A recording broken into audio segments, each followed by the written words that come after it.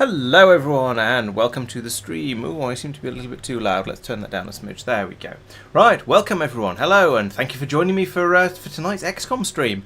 And let's have a bit of a think about how things were going last time. So, at the end of end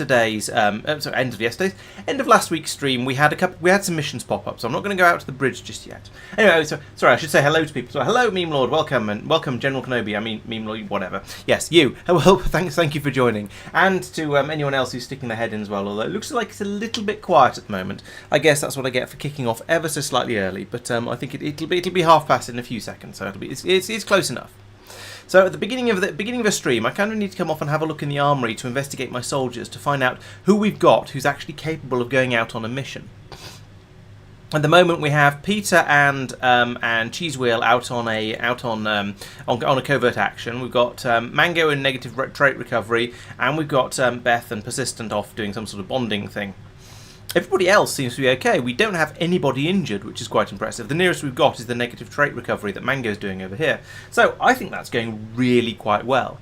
So the next mission we go out on, I think I'll probably take Pete and Lobster, because they're Team Purple. They're bonded here, so they're a good pair to take out together.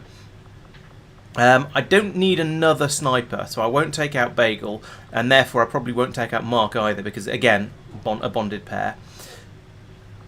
Perhaps Mox and Ed would be a good pair to go with, because they're again another bonded pair, and they're and I definitely need a grenadier on the mission, and then after that maybe a second grenadier in the form of Sophia, and I don't know, we'd need one more person. Maybe I will take Mark, or maybe we'll take Mike instead. We shall have to see how I feel as I'm setting it up. So, rather than hanging around, let's go and set up the mission, because I don't think there's anything else I need to do around here. Everything else is ticking over nicely. Okay, we're doing an Advent datapad decryption over here. That's fair enough. There's nothing going on in the proving ground, and that's probably because I can't afford anything, because I'm really poor at the moment. It would be, although actually, that said, the bolt caster is really cheap. Let's just grab that because it's cheap. And then so something going on there, so we'll leave that one alone now. Okay, so back to the bridge, and we have these guerrilla ops available. So we have some choices to make, and now I've got the shadow chamber. We get to find out what troops we're going to be facing out in the field. Although, to be honest, I don't think I'm going to change my mind on what sort of mission I do based on what aliens are out there. It's sort of somewhat irrelevant. Okay, well, that sounds good. The bolt caster is definitely going to be something to look forward to then. This I'm not too bothered about, I think, but the supplies would be useful. Oh, actually, was there a sit rep? There was a sit rep. So, okay, so we get to be extra sneaky on this one, which is nice. Over here, we can get another engineer.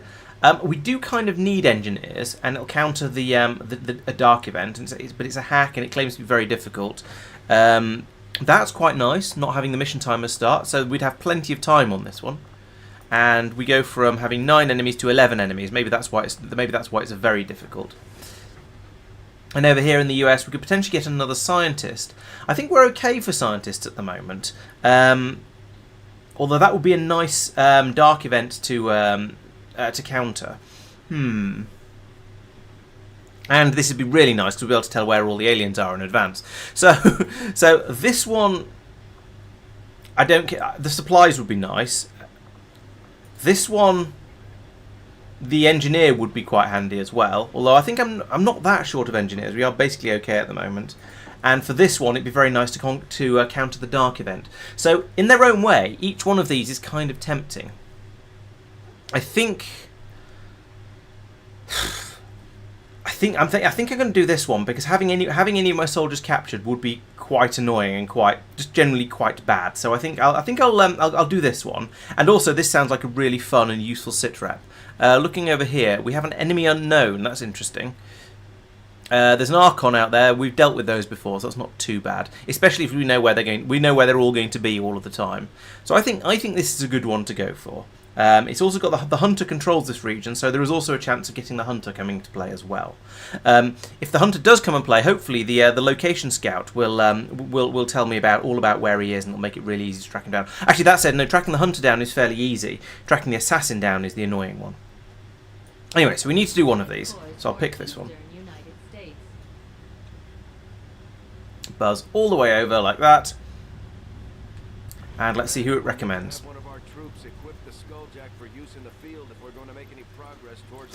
That's a nice idea, actually. Let's well, we'll make everything available first. Weapons, utility items, armors, all of that sort of stuff. And right, who have we got? So we've got Flyboy and Lobster, as that was the first pair we wanted. So we'll take away the. That was not what I wanted to do. Let's try that again. Commander Tygan and Shen aren't going to be happy if we don't put the Skulljack to good use. We should have one of our soldiers equip it before they deploy. Right, so let's try that again. We've probably already. This has probably already happened, but I'll do it again just to be sure. So, as I was just saying, we've got Flyboy and Lobster available, as that was the first pair I was talking about. So we're going to change this. I'm going to take the. Yes, there we go. I'll give him the Skulljack because Pete moves really quickly, so he's going to be able to get up front and start stabbing people with that, and that's going to be really, really useful. Now, in theory, I should actually give it to a specialist, come to think of it, but I don't think I've actually got any for this mission, which is a bit of a concern, because specialists tend to have better hacking abilities. Anyway, then we should give Lobster. What should we give to Lobster? I think we might be going to have to give him the med kit, but we shall see. I think he might have to be the medic for this mission. We aren't going to take Bagel, remove, and we aren't going to take Mark for similar reasons. Okay, we've got Tack as the potentially as my medic on this squad. So all right, let's give him the med kit because that'd be very, very useful. And we need some heavies along on this mission as well. So let's see. What was I saying? I think I said let's take along Ed to go with. Yeah, because Ed and Mox are good friends. So we can put Ed in here. So he's got the grenades. And also, if we give him blue screen rounds, then whenever any mechs we go up against, he'll be able to mince them reasonably nicely. And so the idea of this is he'll be able to shred them and do lots and lots of damage because he's got blue screen. Then, who else? So we could take Mark because we don't have any more bonded pairs available. Alternatively, we've got Tack. We could take Saphir, or we could take Mike along as well, because they're both going to be fairly good damage dealers, and it'd be nice to bump them up the ranks a little bit.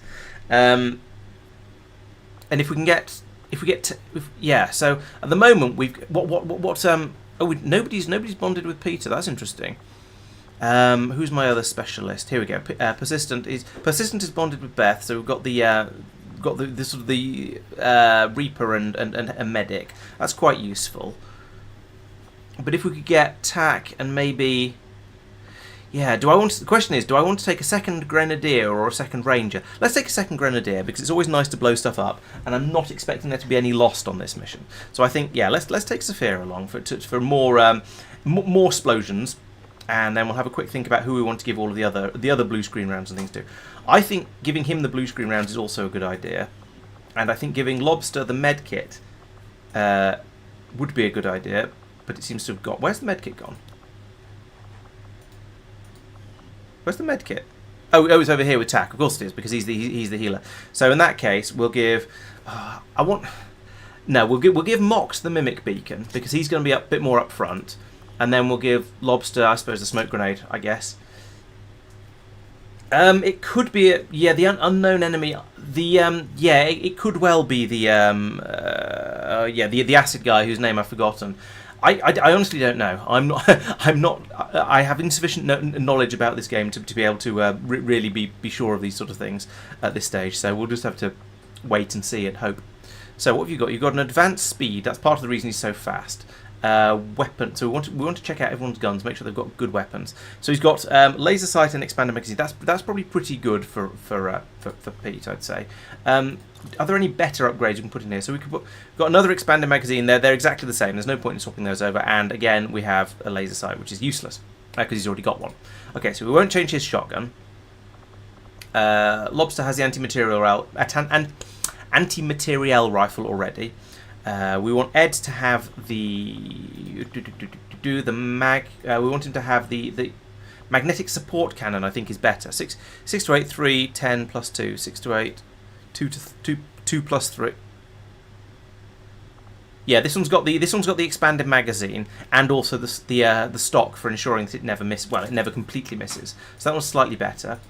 And then over here we'll give Saphir a slightly better mag cannon as well. This one seems to be the upgraded one. It's got a scope and it's got a stock, so he's going to have his aim buffed a little bit. Now we could consider giving him a PCS. I'm not sure I want to because he's quite a long way down the ranks at the moment. Andromedan sounds about right. Yes, you could well be right with that. I'm not sure, to be honest. And load out. You're going to need a better plasma rifle than the one you've got. So we've got a choice between advanced laser sight and hair trigger, stock, or another one with a stock. I think we're going to give him the one with the stock because specialists tend to be. I'd like to have somebody who can sort of pick up the any kills that have been left lacking, and so we'll allow him to sort of when someone's been brought down to 1 health, he is therefore going to be a guaranteed kill. He's already got stock on there, so we can't do that. Oh, hang on. Oh, I have I forgot how to use the game. Right, let's go through these weapons again and actually give people the upgrades I want them to have. So let's start off with Lobster, because I want him to have a ludicrously good. Oh, we can't. Oh, okay. What if we give him a? So the anti-material rifle gives us. Let's see. Plus 10% on aim, so he's got an advanced scope and an advanced autoloader already, so that's pretty good. I think that's what we want for a sniper. Then some of these heavies, I don't know. I'm not sure which weapons to upgrade. I've got all these upgrades. I can't upgrade his because it's a special one. This one, he's got an advanced scope and an advanced stock. We could replace it with advanced hair superior scope. Yeah, that's not really worth upgrading. But let's give TAC and this rifle and this plasma rifle. Let's give that weapon upgrade one of the scopes. Where it is, superior scope. There we go. So that's going to give him a better chance of hitting things. And even if he misses, he's still going to do some damage. I think we've already upgraded this one, haven't we? Weapon upgrades. It's got a laser sight and an expanded magazine. Can we give him a better laser sight? No, we can't. So I think that's pretty good. I think we'll leave him with that. I do use a few mods, so nothing. In theory, there's no mods that should change the game around, but there are some that give me a bit more information. Like for example, when I was selecting soldiers, it's given each different bonded pair a different colour of bond symbol or a different ribbon underneath it, so you can tell who's bonded with who a little bit more easily.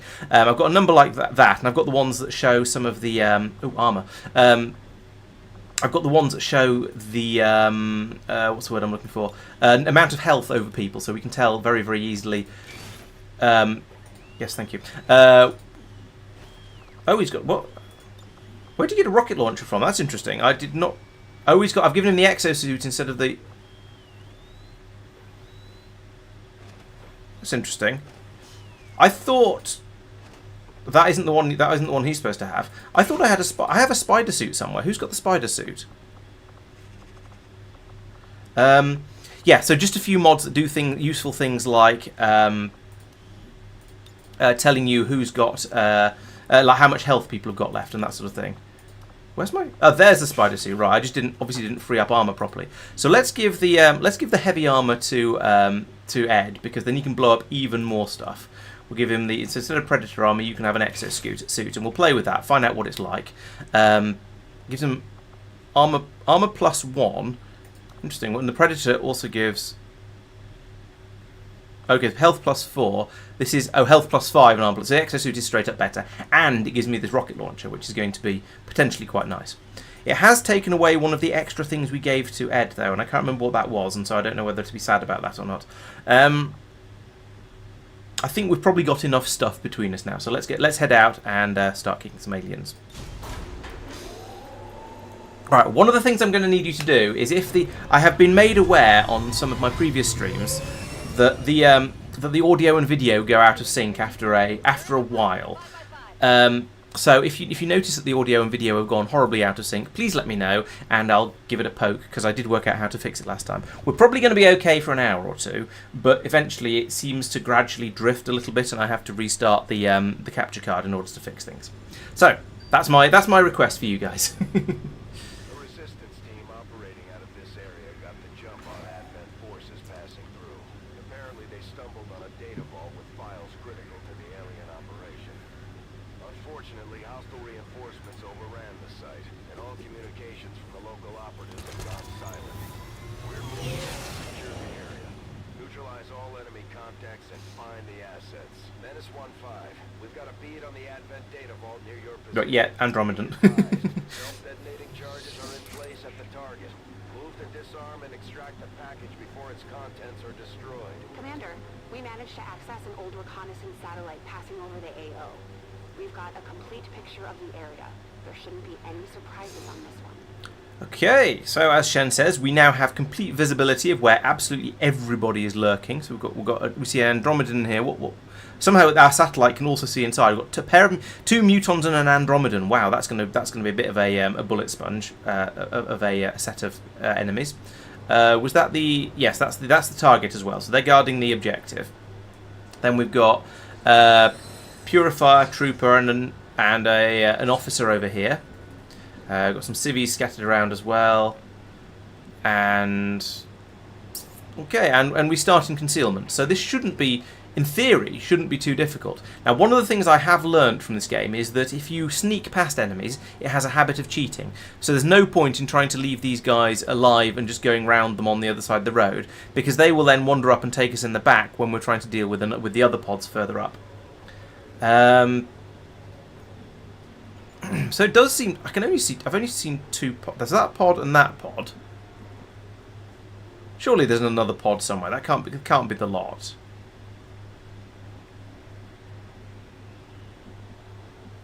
Surely not.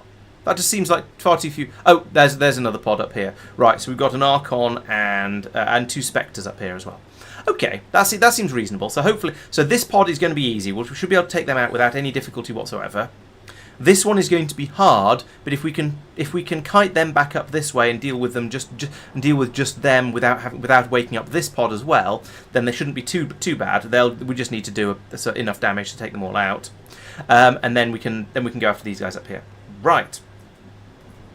Let's try and get the camera into a sensible position. So we are all in. We've started off in concealment. So let's advance forward. Can we get Lobster up? Yes, if we can get Lobster up here, then he's going to have a height advantage for sniping, and I think that's going to be out of sight range. Yeah, the sight range only comes out to about here, so he should be safe up here even once we lose concealment. But I'll put him on this side of the wall just in case. Move to there, please. Thank you. I tend to use my snipers. Okay, no, he is actually in visual range of it. That's not ideal, but actually it doesn't really matter. Okay, now let's move the rest of them forwards. I'm going to dash them because I'm impatient, and also we have plenty of cover. We're in concealment at the moment, so we'll only move Tack up to here because he is a support unit, and so we don't want to move him more than we have to. Oh, sorry, we don't want him to be further on the front line than necessary. Pete is properly speedy, so let's move him all the way up to here. We might be able to run in and try and skulljack one of the enemies this turn as well. Not this turn, out of this pod as well. We'll see how that goes though. Mox, you're nice and mobile as well, so let's bring you to here for now, and then we might use the grappling hook or something similar in the next turn. We shall see. And then we'll move Ed up to here to provide heavy opening fire on that pod. Now at this stage, where are they going to go? Okay, they're going over this way. That's fine. It'd be nice if I had a Reaper with me to do a remote start on this van, but that said, I think these guys are all out of explosion range from it, so you can't have everything. Oh yeah, and I've used another mod over here for these icons to make them all different for each different type of trooper. Oh yes, of course. I forgot about the. I forgot that we would suddenly gain a codex. That's a good point. Maybe we won't skulljack him just yet. We'll see. I mean, it depends on how we do with the first two. So from our cunning positions over here, we've got. I mean, he's got 100% to hit any of them, and we do. How much damage do we do? We do 7 to 9. So it's very likely, and a 60% crit chance. So he's very likely to take out that trooper with a single shot. Also, equally likely to take out the purifier with a single shot, and can knock off half the officer's health. Not you. You. How much damage do you do? Okay, so you've not got quite the same chance of a hit, which is fair enough. You're lower down and you're not a sharpshooter. That's only 6 to 8 damage though, so it's not as much. I always feel that these heavy cannons should do a lot more damage than they do. It's always a little bit disappointing. Pete, on the other hand, well, if he shoots, he can do 6 to 8 damage with a shot, or 6 to 8 with a sword as well. That is 100% to hit, but he's going to be out in rather exposed if he does. So, I think what I'm going to do, what I think I should probably. That was not what was supposed. Oh, for goodness sake! I didn't even click. I don't know where I clicked, but it wasn't there. That was not stunned. That was getting up immediately. Oh well. Let's see what we can do from here. That's kind of infuriating because when I clicked, it was to select another person, or to I don't know what it was to do, but it certainly wasn't to do that attack. So that's rather annoying. However, to be honest, as misclicks go, it's not the end of the world. The Purifier is practically dead. The Trooper is practically dead and stunned for 2 turns. Actually, he doesn't seem to be stunned. He seems to be just disoriented. I don't know. He's got a swirly thing, but he's not he's not on his knees in a stunned position. The Officer, on the other hand, inside the truck, is a little bit more going to be a little bit more awkward. So let's see what we got here. We've got a flanking shot on the Trooper, so he's going to be an easy kill for basically anyone. And the Officer, he can see the Officer, but has got a 33% chance, a 1/3 chance of actually getting the hit, which is a bit. Oh yeah, that's probably what happened. I'll have clicked on. Yes, probably I clicked on Lobster trying to select him, like that. And it didn't. It moved Pete and did the attack instead, which is infuriating. So yeah, we can take out the Purifier and hope that he explodes and takes out and damages the Officer as well, or we can shoot at the Officer, which is a harder shot. So I think going for the Purifier here is a good one to go for. Now, let's see what pistol would do. 99% with a pistol. Okay, do you have lightning hands? You do not have lightning hands. Remind me to buy lightning hands for Lobster at some point, because this pistol shot is going to oh, hang on, wait a minute. No, he can't. Oh, he can take a pistol shot against the Officer and do 4 to 5 damage to him. I thought the Officer had a 16 health. Wait a minute. What's going on here? Let's get back from here and have another look. Yeah, the Officer's got 16 health. If I get Tristan to do a pistol shot. Oh, he's aiming at the Trooper. Okay, he's just the Trooper, he can see. All right, never mind. We're gonna do a rifle shot against the Purifier and try and kill him. So this is going to be, if he hits, it's going to be a kill. He's got an 85% chance of hitting. I think those are sufficiently good odds that I'm going to give it a shot. And as I say, if I'm lucky, he'll explode and severely damage the Officer as well, and maybe clear out some of the cover over there. Okay, he didn't explode, which is a bit of a shame, but never mind. You don't always get what you want. So I can now move Sophia over to here, where he's going to have a nice, clear, easy shot at the Officer up there. I think that's the way to go at this point. With Pete all the way up at the front here and in a rather exposed position, I don't really want to leave anyone alive. Although that said, does Pete have another move? Pete does not have another move available. I don't know. I think XCOM does. I'm playing on one of the slightly easier difficulties, so I think it's on the 2nd or 3rd of the difficulties. I forget which. So XCOM actually cheats ever so slightly in my favour, I expect. So yeah, it's not quite as bad as it seems. And an 85% isn't too bad a chance of hitting. So we've got a 77% chance of hitting the Officer back there in the truck. Alternatively, I could use one of my frag grenades. I've got a couple of these. And that would allow me to take out this Trooper and also do some guaranteed damage to the Officer.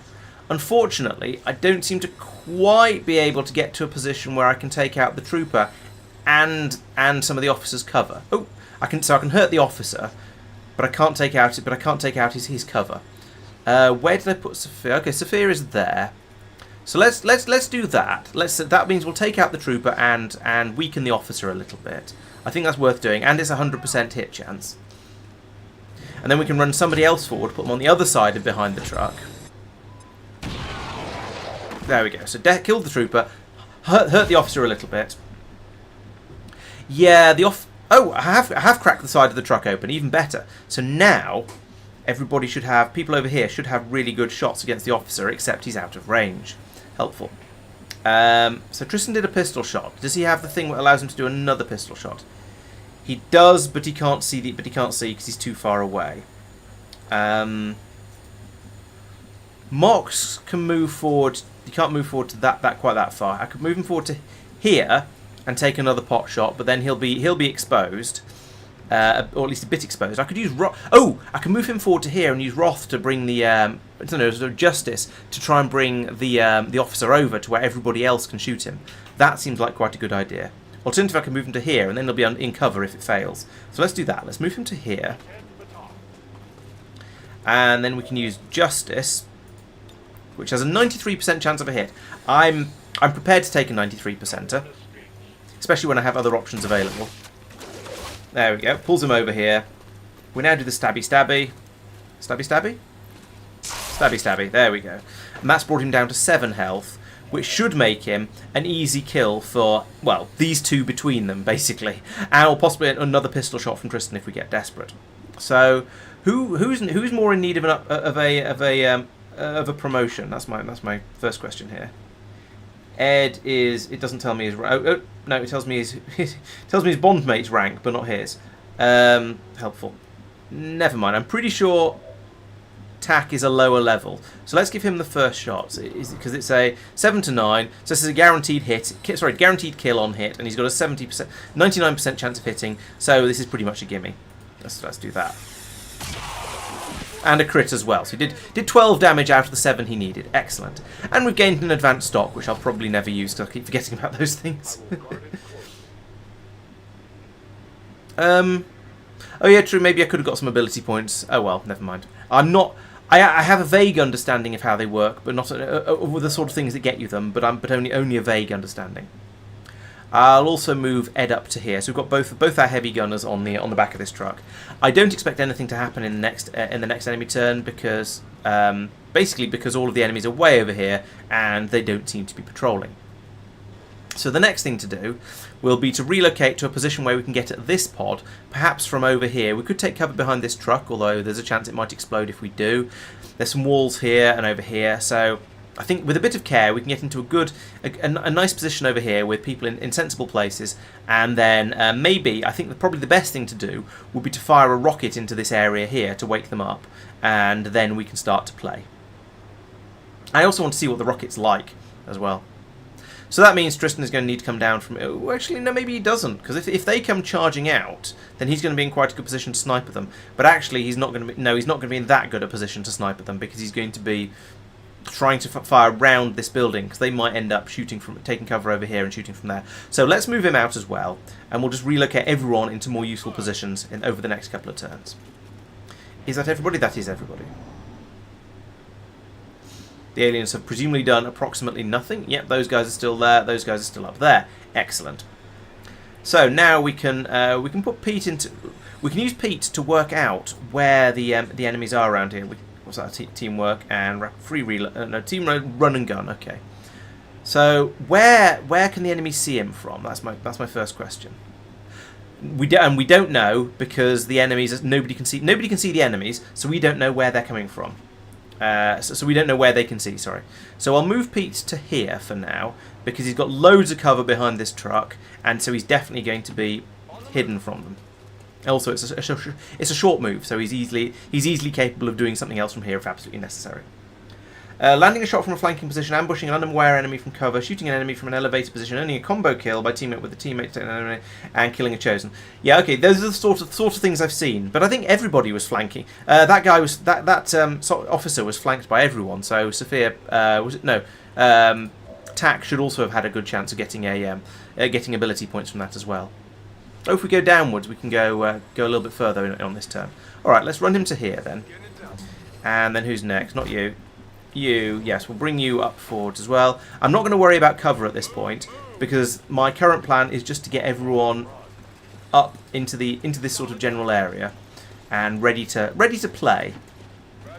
Next turn we'll get everyone into actual useful attacking positions, and then after that we'll attack.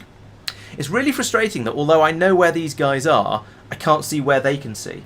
I could really do with a... Oh, a sniper's elevated position. Yeah, fair enough.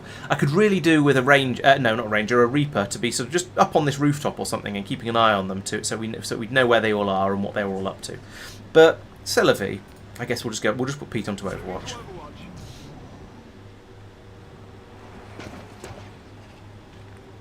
Okay. So who's in the heavy armour? It was Ed, wasn't it? Over here. So I want to move him to about here and lob the rocket from here into the group of them up there. I think this is probably going to be a safe move. If it's not, it's the very first move of this turn, and so if things go horribly wrong, it's not the end of the world. We've got enough people around here that we can then react and do something sensible with them afterwards. So, let's put Ed into that corner.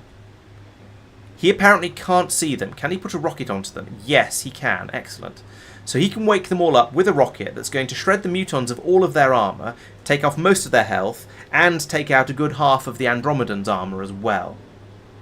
Yes, the blue screen round, both the heavies have got the blue screen rounds. So it's going to be a little while until we're ready to use those, because the Andromedan is still on its living creature phase. But still, we can lob that in there. We still can't see them, of course, which is a good thing because it means they haven't been able to move, but also a bad thing because it means I don't know where it's safe to move my people to. I could start putting people in. If I put someone in here, they're not going to be able to shoot anything, so that's a non-starter. I could move somebody up to here, but I think the best thing to do. The problem is I don't know what they can see, and I don't want to trigger them. I want to trigger them with the rocket. So I have two choices. I lob the rocket in first. They then scatter, and I use my knowledge of where they are then to position all my people in the sensible places and to deal with them as best I can. Or I try and get as many of my troops reasonably forwards as well as I can. So I move things like potentially moving Saphir up to here, moving Mox to goodness knows where, putting Tristan up probably on top of maybe on top of here or upstairs in this building, or even on top of this building. That would be amazing. I might do that anyway. Actually, once I've triggered them, if they come running out this way. But then there's a risk of triggering them before I plant the rocket on them. So I think I'm going to go rocket first, because if I don't, they won't be this close together if I accidentally trigger them. And I can work out, once they've moved, I can work out what the best way to deal with them is going to be, and what else I need to blow up in order to get at them. So let's do that first. Fireworks indeed. That reminded me of the ex-wife from Iron Man. The tiny little missile that flies out from his...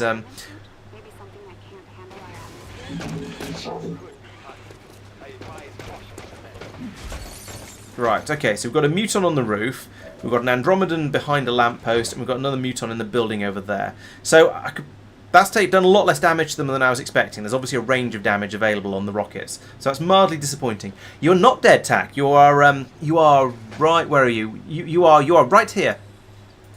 Oh no, sorry, that's Saphir. Where are you, Tack? You're on this mission, I'm sure. Oh, there you are, over here. Yes, because of course you're the specialist. Here we go. I can't select you because of reasons, because of game weirdnesses. There we go. You're standing right over here. You are currently flanked, but it's your turn, so you can move yourself to a much more sensible position. I'm going to wait a little bit to decide what that sensible position is going to be, but there's a fairly high chance it might be over here. Anyway, first, I want to get technical. I want to get Tristan up onto this rooftop, because he can do this as a free movement because he's got the Spidey suit. So if he's up here, that's going to then give him a big aim bonus on that muton instead of an aim penalty. It also might give him a bit of a better bonus on the Andromedan down here, but that one needs softening up with some more explosives first. So that's going to be a job for Saphir. Yeah, I think the Spectres are far enough away that we should be all right bringing him up here. If I have to run Pete forwards to do a stabby, then that might be a little bit problematic. But for now, I think bringing Tristan up here is going to be absolutely fine. So I'm going to do that. Choof, zip, and that's a free action as well, which is rather nice. So now from up here, he's got a 69 on that muton, a 69 on that one, and a 63 on the Andromedan. Okay. So, it is time to do some more shredding. So that means that's a job for Saphir. Let's move him to here, because that's behind cover, but also... No, actually, let's move him to over here. and then I can put a grenade into the side of this building. Hopefully it'll take the floor out and that muton will drop. And if we're really lucky, we might be able to do something about the scenery, but I think our grenades aren't powerful enough for that yet. So yeah, we'll move Sophia to here.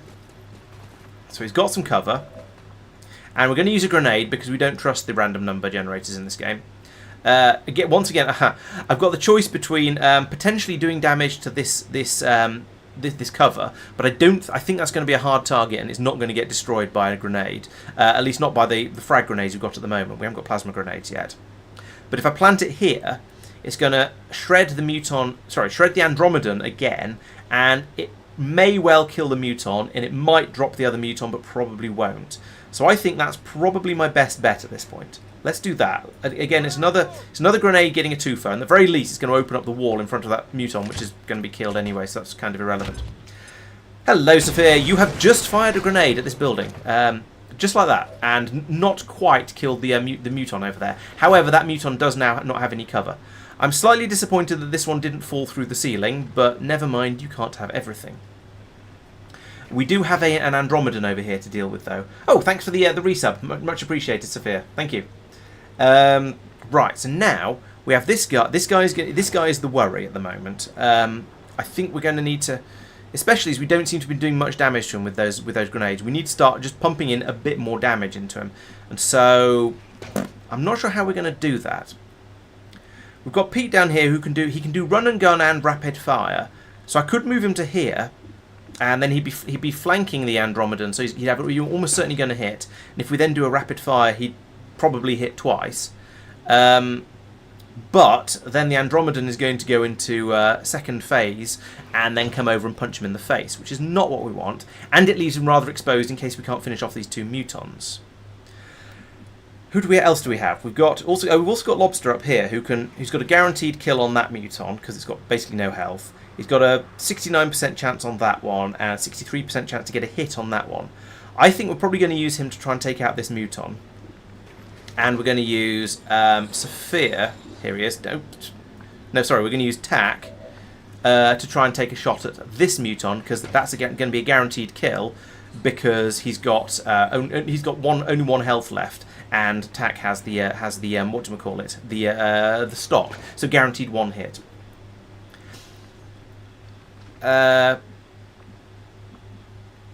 Does running? Oh, I don't need to run and gun. I could move to here and then rapid fire. So he's not. I wasn't planning to run and gun with him. Well, that's a good point. I could run and gun, and that would allow him to get into a sort of a cover position like this, where he's still got a flanking shot on the Andromedan, and even if he'd only get one, so that's not a bad idea. Yeah, I'm tempted by that one. He does also have Deadeye, but he's probably not going to be able to hit anything with Deadeye because it's it'll knock 15% off his aim, but maybe not. So many decisions, and I can't look at any of the numbers from here. Well, actually, I can. We've got this flanked muton over here with a 66% chance. Deadeye brings that down to 50%, and as does Rapid Fire. So neither of those are particularly good options. I think moving a bit closer is going to be a good idea. So I think run and gun to here and accept that we're probably not going to take the Andromedan out this turn. Even though I'm not very happy about that. So, anyway, previously, we're going to select Sphere. No, we're going to select Tack, and we're going to get that guaranteed kill. So if we move him to here, he can see absolutely everything. So that's great. Ooh, just out of curiosity, what can we hack, and what will we get if we do? I suspect he's not going to be good enough at this to get the things, but okay, he gets a run and gun. Everybody in the squad gets a run and gun, 31% chance. Fail will give defense and mobility boosts. I don't think that's worth it. I think I'll pass on that one, thank you. But it's nice to know what's available in case there'd been something good and easy. So instead of that, yeah, we'll go back to Plan A, move him over here, and we'll take out that already wounded muton, which is this one over here. Now he's got an 87% chance of getting a straight up hit, 40% chance of a crit, and 100% chance of doing at least one damage because he's got a stock. So you know that muton is very, very dead. Slight overkill there, but I'm okay with that. So that's that one down. Now, I think we want Lobster to take a pot shot at the other muton, So 69% chance. Unfortunately, there isn't an ability that will give him a better chance of hitting. We've got the option of firing with a pistol, which is a slight, which actually is a lower chance of hitting. So let's not do that. Yeah, and they're both long-term. Ooh, alternatively, better idea, teamwork. So we could let. Yeah, here's it. Okay, I now have a great plan. So I always forget teamwork is a thing. So let's take Pete. Let's not worry about that muton for now so much, and we will run and gun to here. Good to go. And then from here, 76%. Okay, we've got the spotted the objective. Nice. We have positive confirmation of the target package. Thank you, Bradford. So we've got a 76% chance of hitting there. We can still use rapid fire, which is rather nice, but that's going to give me that aim penalty of 15, which isn't ideal. But I think we're going to need both those hits to take it out because it's 7 to 9. He's got 13 health. So I think let's roll the dice. Let's not roll the dice because 61% is in that sort of area that I'm not very happy with. So I think we're going to just go straight for the normal. What is it actually? So curious. Deadeye is going to be 57. That does 10 to 13. So it's still probably not going to be a kill. Let's take the normal shot. And apparently straight up miss it. Well done, Pete. So in that case, we will use teamwork to give Pete another go. And try that again. And I am very tempted to use rapid fire. It takes it down to 61%. But I think 2 shots is more likely to hit once than one shot of a slightly higher percentage. So I'm going to give this a shot. Also, he has a 61% chance of a crit as well, so good chance of doing a decent amount of damage. And yes, that is indeed what you call a classic XCOM moment. So let's try the rapid fire. There we go. That's good. So that's 12. Oh, it's nearly so close. And then a miss. I can't even.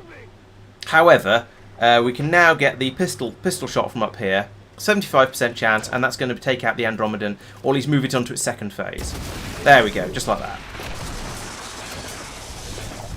Now we get the slightly weird animation. Okay, so that's still up, which is a shame, but never mind. Now we have a couple of choices here.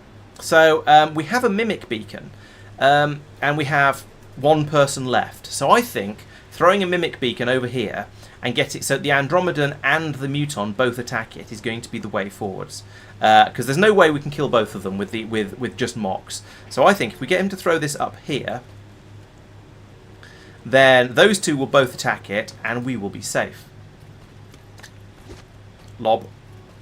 Beacon. There we go. Yes, I believe a mimic beacon works on everything except the Chosen. We'll also move... Why is he flanked there? No, seriously, why is he flanked? Is the Muton actually far enough over to see down this... No, he's not. Okay, it's just the game... The vagaries of the game, I guess. Alright, well, we'll move to here, so he's at least in half cover. Shouldn't be necessary, because, you know, mimic beacon. Ooh, crit on the mimic beacon. But, I mean, that doesn't really matter. As long as he doesn't one-shot it, I'm absolutely fine with that. So here is the... Maybe they... I don't know. It didn't attack anyone else. Maybe it was moving rather than attacking. But I'm pretty sure that that robots are taken in by mimic beacons. Yeah. There wouldn't be much use later on in the game if there weren't, because there's so many robotic enemies. Okay, so here we are. We have, I believe we have blue. That's hollow targeting. I believe we have blue screen rounds. How do I tell? I'm honestly not sure. I suppose we do this, and we go.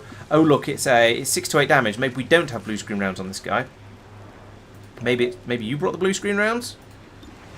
11 to 30. Yeah, okay. So it's apparently it's Saphir who's got the blue screens. So we'll use those. Who else did I give them to then? I'm sure I gave to... Oh, maybe that was... Yeah, when I gave... Yes, I remember. I gave Ed the heavy suit, the exosuit, which gave him the rocket launcher, but one fewer accessory slot, and so he lost the blue screen rounds. That was what happened. Okay. Well, that's sort of okay.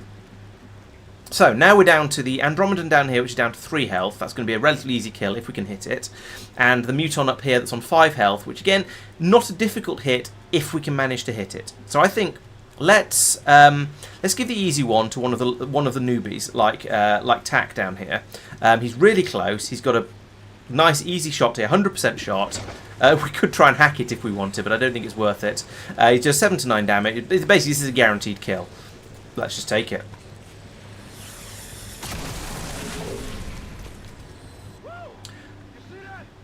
That's true. That's a good point. You know, with a ranger with a shotgun would do a lot of damage, just in general. So yes, it would be quite good to give them blue screen. I find with a lot of the robotic enemies tend to have quite a lot of armor. Back in a second, I'm turning the light on because it's getting dark.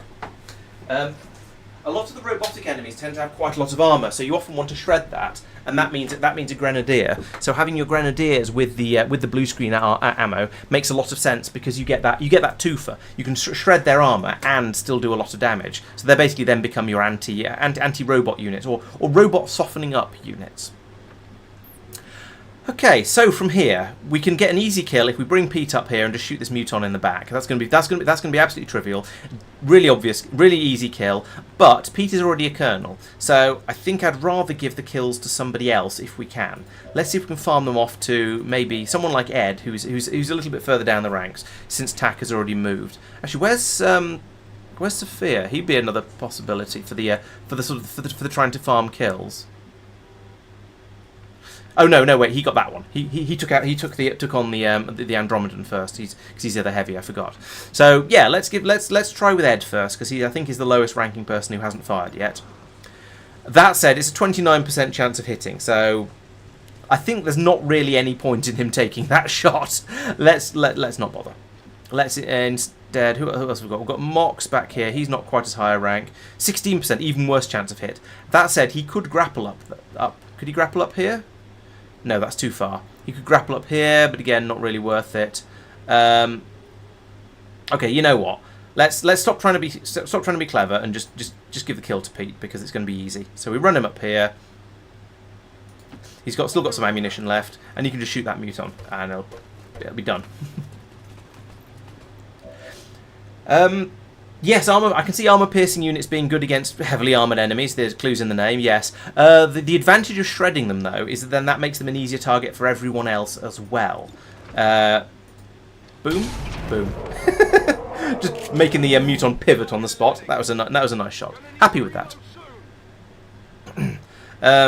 You don't have a feat that'll let you reload again immediately. Okay, so now we're doing quite nicely. We've got 10 turns left, and we've got 2 Spectres and an Archon to deal with, and they're all the way over there. The Archon might be able to see if we all line up along this rooftop, which is a little bit unfortunate. But I guess we'll find out the hard way. So who's left? Ed is left because he couldn't. Because he couldn't. He had such a terrible shot we didn't even bother trying. Let's move him over to. In fact, let's bring everyone up onto the rooftop over here because I think being up here is going to be a very useful vantage point. I've not actually played with any. I've never played with any of the chosen weapons, so I couldn't possibly comment. Oh, Pete's got the thing where he gets an extra move if he gets a kill. That's quite nice. Tristan's hasn't regained his grapple yet. I'd like to move him forwards to here. But I have a very, very strong suspicion that if I do, he'll suddenly be visible to all these spectres will trigger off from him. So I'm not going to do that, even though I would really quite like to. Instead, we'll just move people from down here up, over this way as much as possible. Yeah, like there, basically. Scamper, scamper, scamper, scamper, scamper, scamper, scamper. Okay. Is that everybody? Is everybody? Lobster hasn't done anything yet, and Peter's got a free move. So we'll put Lobster onto Overwatch, or Long Watch, and we'll just end turn. Because I'm happy with Pete being where he is. I don't want to advance any further, because unfortunate things will happen. Now, interestingly, these Spectres haven't noticed that the building they're in is quite clearly on fire and starting to fall apart, but I guess I'm okay with that. Let's get everyone else up onto this rooftop. There's a sofa with some beer bottles on it on the rooftop. Nice. Let's move to here and hope that doesn't trigger anything. Great distance.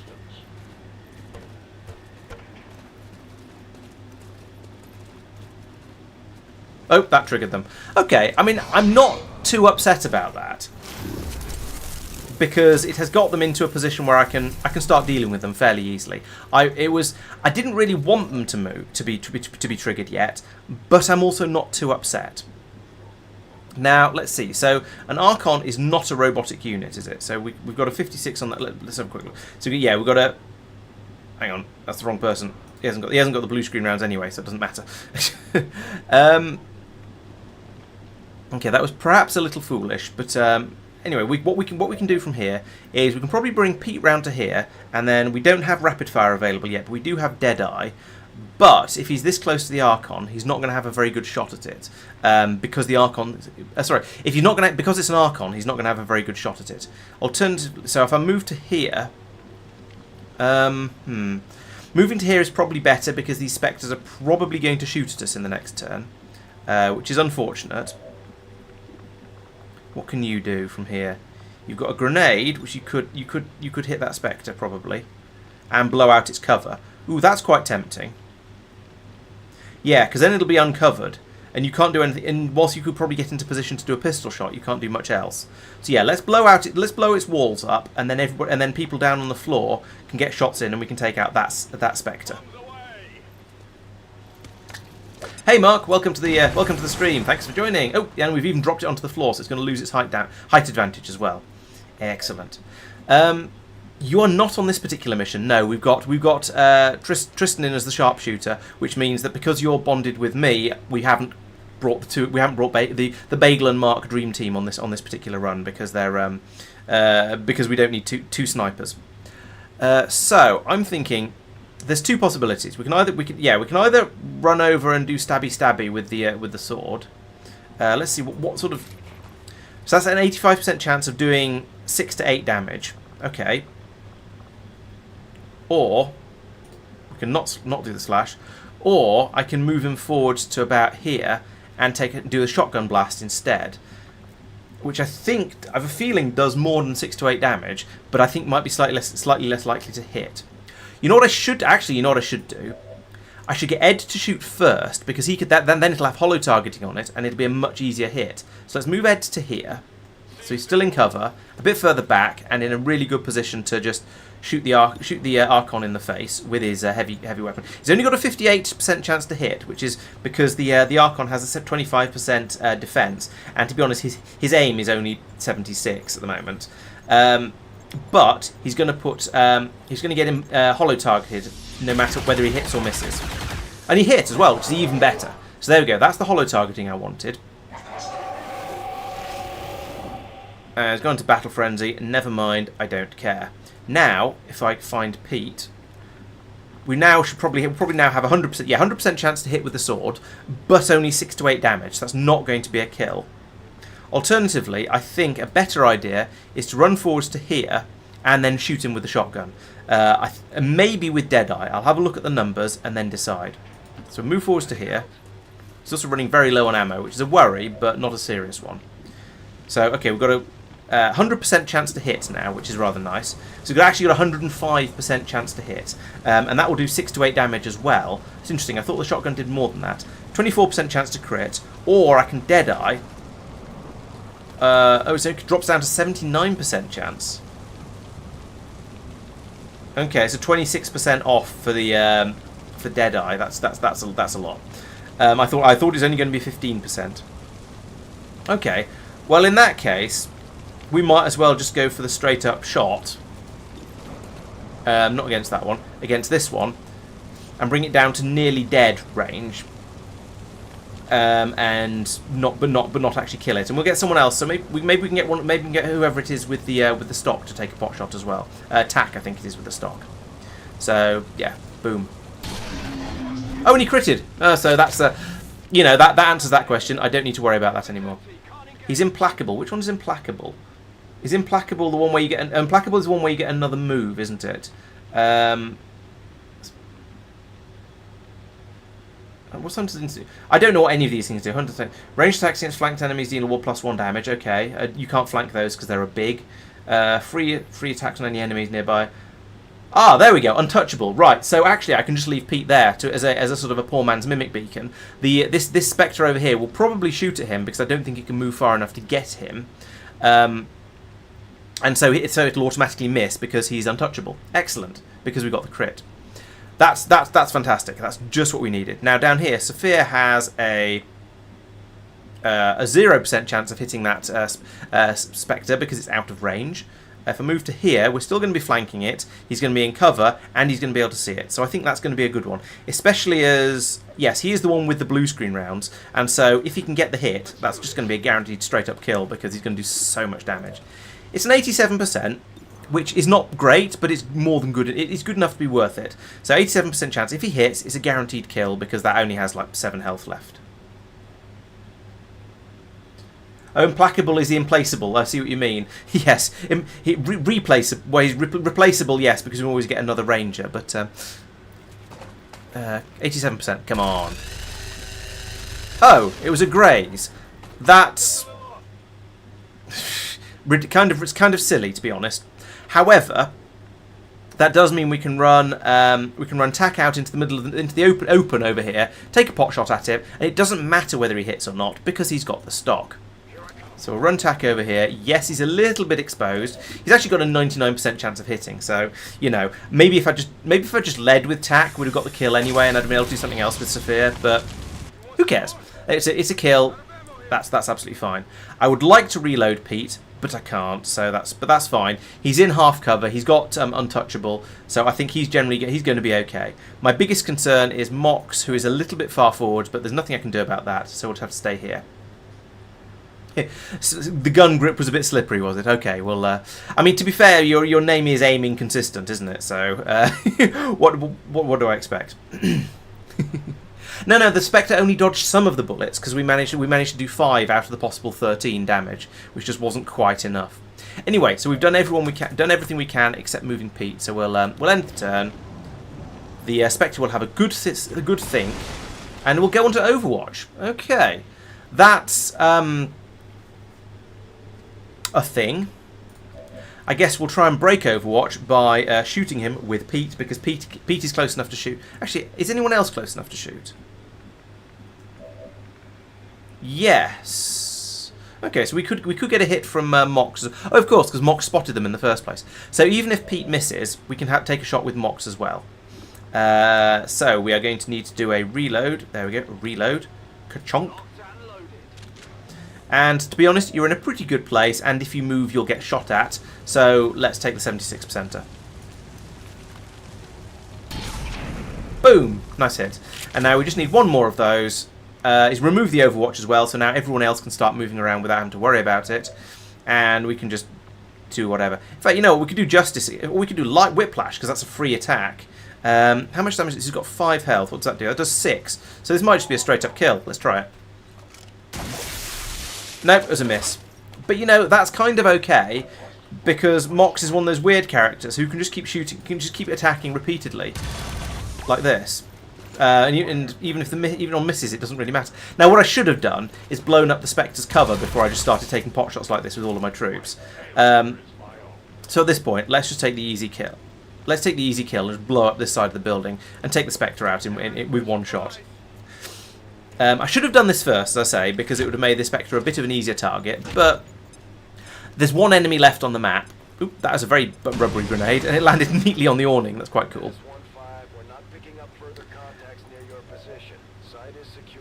Right.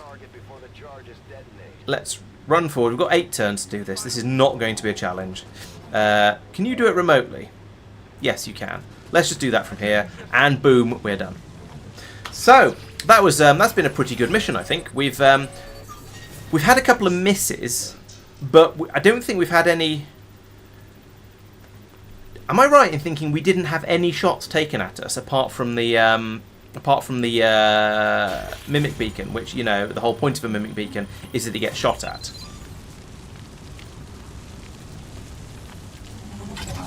I think that was a beyond. Not only was it flawless, it was we didn't even come under fire. Right, there we go. All hostiles down. So no, nobody's died, Madman. I'm doing well enough at the moment that that's not straight up not happening. So there we go. No wounded, no killed. Flawless mission. Enemies killed 10 out of 10. Nice.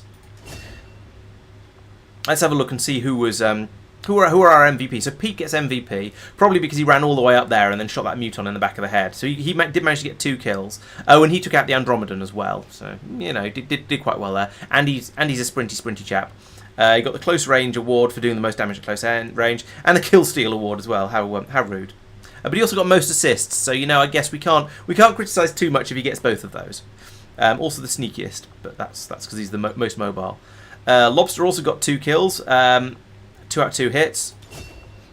Only 4 out of 6 accuracy for Peter. That's because he had those shotgun blasts at the Andromedan where he just couldn't hit anything for some reason. 2 out of 2, move 46 to blah blah blah blah blah. Most high, sure. No kills for Mox, but he did do some shooting. He hit one of his shots at least. Ed got 1 kill. He fired once and it hit, but I think he lobbed some grenades around a bit as well. So that's slightly different. And Sophia managed 1 kill, 2 shots both hit. That's pretty good, and shot up the Andromedan shell quite a bit apparently. And then Tak got 4 kills. Wow, he did well there. 4 out of 4 hits as well, and picked up some loot as well. Nice one, nice going there. So let's drop back. Let's take a mission photo of you guys because you did well. Oop, and there's something in the way there. Let's try and pan the camera around a bit. Where is everybody hiding? Down there. Hide the poster stuff. Right, there we go. And somebody's hiding around the back there. Stop hiding. Stop hiding. It's both Tak and Ed. They're both hiding around the back. You know, it'd help if the people around the front were the ones crouching, wouldn't it? But apparently that's not how we do things in XCOM.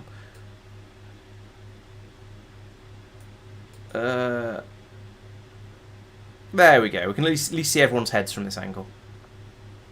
If anything, I fear we are making it easier for them to catalog our people. Yes, I suppose so. But yeah, it looks like these two are so used to being sneaky in missions that they're hiding behind Pete and Mox, which is a little cheeky. Anyway, carry on. Sweet's taking half the kills. Apparently so, yes. Well done, you guys.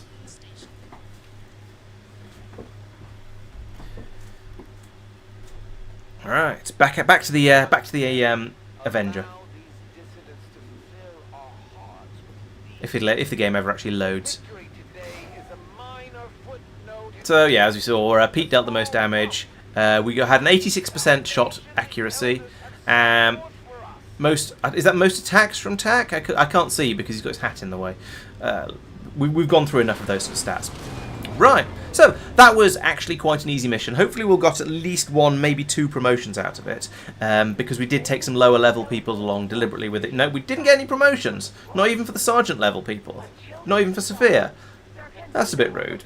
I was hoping they'd come along, they'd get a nice buff to the I was hoping that Sophia and potentially Ed and Tak would get nice bumps to their ranks from that, but apparently not. So, grumble, grumble, grumble, grumble, grumble, grumble, grumble. We got some loot as well, which is always nice. Great.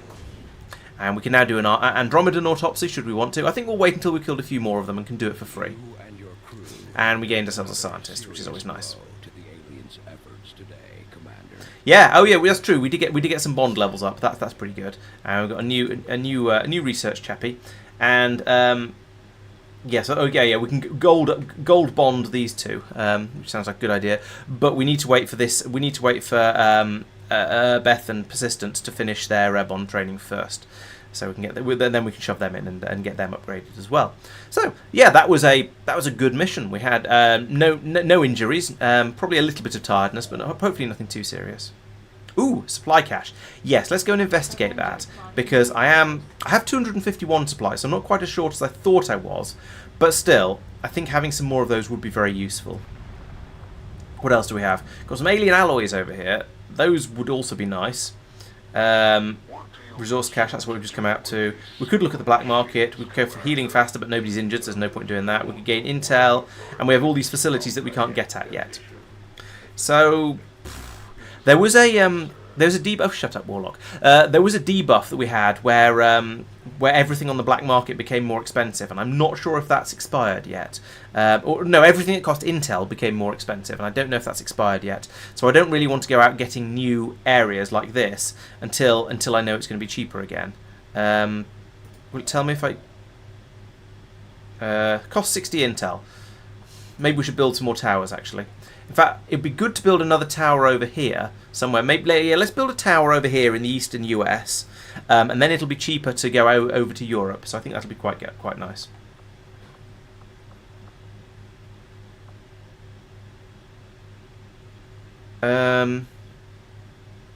Oh, I see. You're... Oh, thank. Oh, the alien cipher is the intel one. Okay, thank you. I was not aware of that. I don't know what half these things mean, unfortunately, and apparently,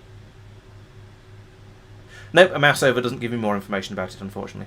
Anyway, let's get this resource cache and see what Advent have for us while we're doing this.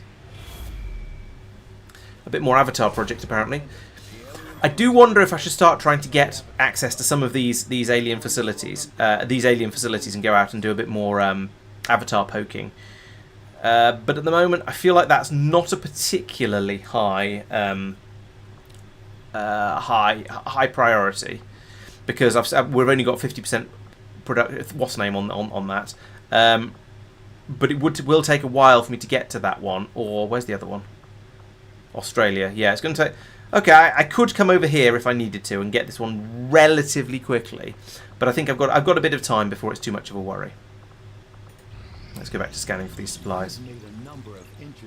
So there we go. There's some intel. So I'm spending this month. Yes, I'm spending this month trying to get a bit of useful intel built up. So that once things become a bit cheaper again, we can spend it usefully. So we've got a blah blah blah. Yeah, it's an Advent iPad, basically. We've got a bit of information out of it. We've got 37 intel out of it. That's great. Ah, beam cannon. Yes. This, I think, is going to be very, very worth going for, because it would be very nice to have. It'd be very nice to upgrade my my heavies to carrying a slightly better weapon, and it's still going to take 12 days to do, though. But if it's been reduced slightly, it's something I definitely want to do, so I think it's going to be very worth doing, well, now, basically.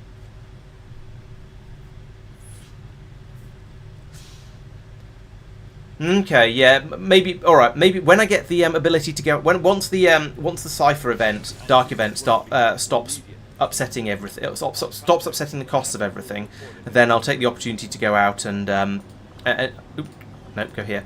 I'll take the opportunity to go out and start getting some of these areas. So if we can move to the, well, maybe I should get the Western US first, and then I could put a tower somewhere, and then I can get over to New Arctic, or maybe I should push through Europe. Or maybe I should just go straight for Oceania. So what we've got a 1 pip on that one, and we've got 1 pip on that one. So they're not going to be enormous reductions if I go for either of those. But yeah, I mean, they are definitely worth going after. But we'll see how long it takes to be a necessary thing. Ooh, hydrating. Hydrating is an excellent idea. I will definitely do that. Especially with how warm it is in here, and how many computers I've got running. Boltcaster, pachoo. Powerful but slow rate of fire. May stun, cannot be duplicated. 1 boltcaster has been added. Okay, nice. So now I think, is there going to be a proving ground project to upgrade the boltcaster? No. So the boltcaster is still reckoned to be the best, the best of that sort of thing. Interesting. We could get a better medkits. Does sound like quite a good idea. Now, we've done quite well recently in not needing medkits. People have not been getting hurt too much. So, but I feel like saying, "Oh, we don't get shot. It's fine. We don't need medkits," is a way to just start losing people. We can make an even better skulljack using skull mining. That sounds potentially useful. We could build a spark. I don't know whether I want to spot. I mean, at the moment, I've just about got my head around the soldiers I already have. So, yeah, we have 1 experimental heavy weapon. We got a rocket launcher, which is on one of the suits. Otherwise, we've not got any of the experimental stuff. But I think there's something I can get to speed up getting experimental explosives and heavy weapons. So I'll do that at another time. I think for now, the battlefield medicine is going to be the one to go for. Oh, rocket launcher comes with the suit. Okay, so we haven't got a different alternative heavy weapon. All right, we'll do that. We'll do those in a bit when I've built another radio tower in North America, because I think that's going to get me these things as being instantaneous ones, like the experimental ammo is at the moment. For now, I think battlefield medicine is going to be an extremely useful thing to have. I hope it's not going to be a useful thing to have, but I just feel like it probably is anyway. Has somebody been leveled up and didn't tell me about it? Oh, okay. Persistent has leveled up thanks to her bonding time with Beth. That's interesting. I didn't realise that was a thing that gave you XP as well. So what we have here, we have Ever Vigilant, which gives you an automatic free Overwatch shot. Or with every Overwatch shot, you can get there's a 50% chance you'll take another one.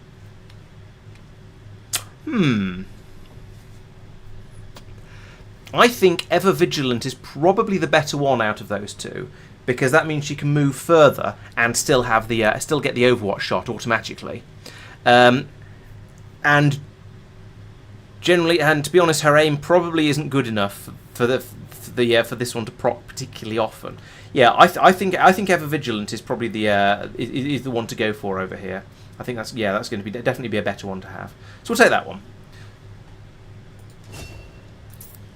Okay, that was a convenient upgrade. Right, we've very nearly finished the covert action those two are on. Excellent. Oh, this means we can put somebody else in for bond training. Training centre. Soldier bond. So we can do Lobster and Flyboy, or we can do Ed and Mox. I think we'll go with Lobster and Flyboy first, and then we'll do the others afterwards. I mean, they're all going to be done at some point. It gets you that extra teamwork, and you saw how useful teamwork was when we could use it for Pete against that Andromedan, and also this dual strike thing sounds absolutely awesome. I really want to get into a position where I can use that, and hopefully with Tristan being the sniper and Pete always generally being on the front line, they'll always be able to shoot stuff together. We'll see how that goes. So that's that. In 36 hours, we're going to get another resistance ring thing that we can do. Did we gain another engineer? No, we didn't. Okay. So we do kind of need another engineer. Oh, actually, there's two of them busy down here. So at the moment, things are probably okay. Let's let some time pass and carry on trying to get these resistance caches. Some of our people are a little worse for wear. Okay, Peter got wounded while he was out on that covert op. That's a shame, but you know he'll recover. He'll get better, as they say. So it's just a flesh wound. Right, so we have found the Hunter's stronghold. Ooh. We just heard from the resistance. They found a way. So I I did say that at some point one of my plans for today was to go and take on one of the Chosen. So I think we're probably going to be doing this at some point this evening. Now it's nearly 9 o'clock, so I should leave plenty of time for this. But yeah, we shall probably go off and do that. So, given that, let's think carefully about what we want to do for the next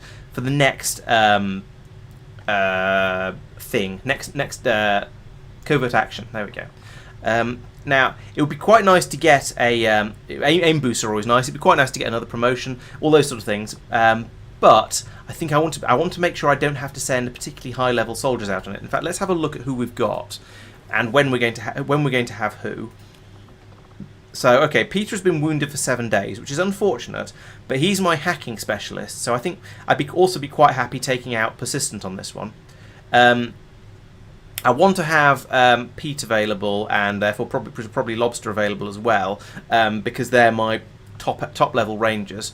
Although actually, that said, Mango is pretty close behind. So maybe in 8 hours, I would be reasonably happy to consider doing this mission. So that would give us Mango and Cheese Wheel as the bonded pair, and they're already gold bond as well, which is nice. They get the two shared actions and the double fire thing, which I can imagine being very useful. So that's a ranger and a sniper. Who is the hunter weak against? How do we find out? How do I find out which enemy, which type of troop the hunter is weak against? Is that the hunter? Yes.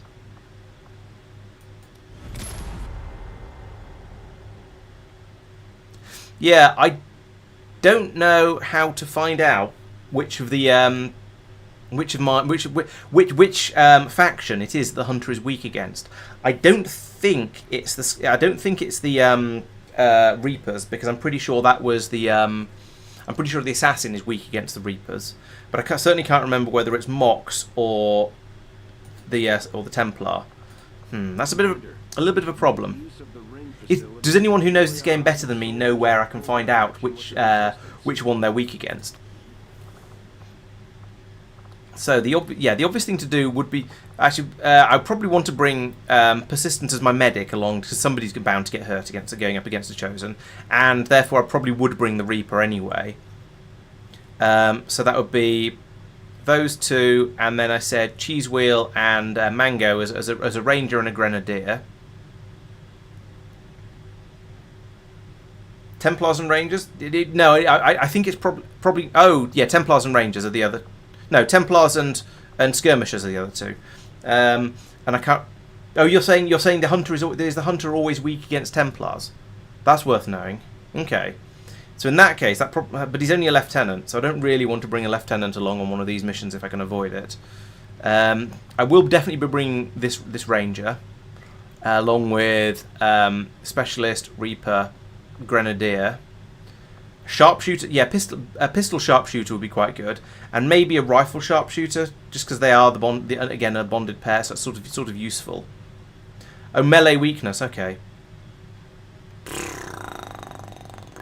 I think having the Reaper along with Banish would also be quite useful.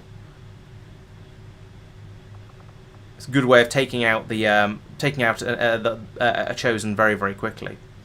Okay, that seems reasonable. Let's go and see if we can give them any more useful skills before we go out. So we're going to the training centre and train abilities. So we're going to be taking in Mango.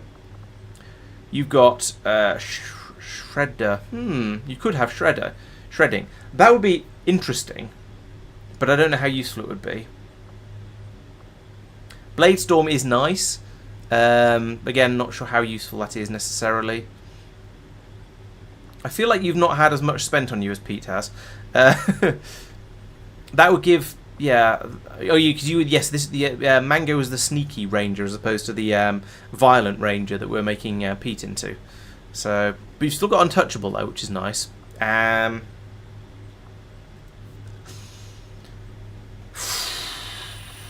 have we got here? Blast padding, which is actually a free armor. That's quite nice. I feel like I could go in and spend a lot of ability points on Mango and be very, very happy with all of those, because Shredder shredding armor is always nice. Blast padding, getting some armor would be great.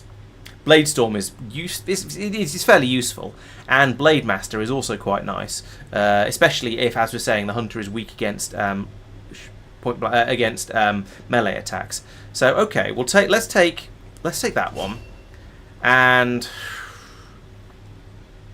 I don't know. I'll come back to these ones because I kind of fancy Blast Padding and Shredder, but I also only have 48 ability points to spend. Who else have we been talking about bringing? So Persistent, Implacable. It's quite nice. Blast Padding again, as I said, quite nice. It would be nice to have. I'm never going to use that. Combat Protocol, sort of nice. Not too bothered about any of these ones. The Specialist extra powers, other than healing stuff, not quite so useful in my opinion. My opinion might be wrong, but it's definitely how I feel.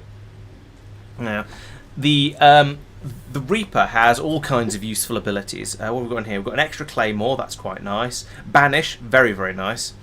Not too bothered about that. Not bothered about that. Hollow targeting is always nice, but the Reaper tends to go last, so I don't know. Killzone, don't care. Distraction, be nice, but I don't care. Which is the one that gets you the you don't get spotted if you get a kill? I'm sure there's one of those somewhere.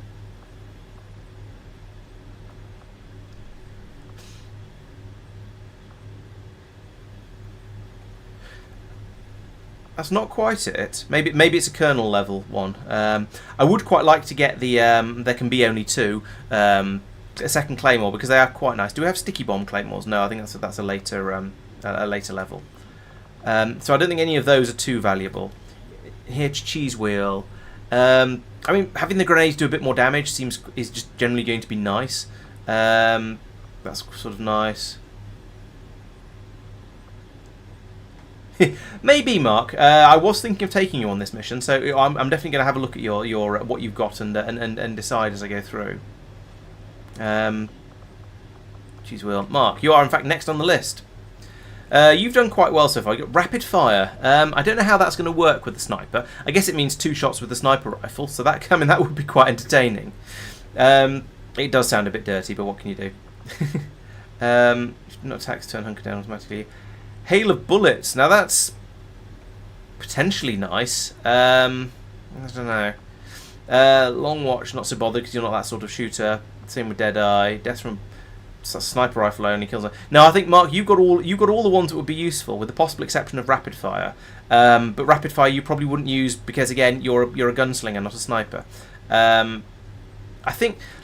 Yeah, let's take Hail. You've got a lot of your own ability points though, so let's take that one. Because I think that's going to be potentially useful if there's something we just can't get a hit on. And then all the rest of them don't care quite so much because you're not that kind of sharpshooter.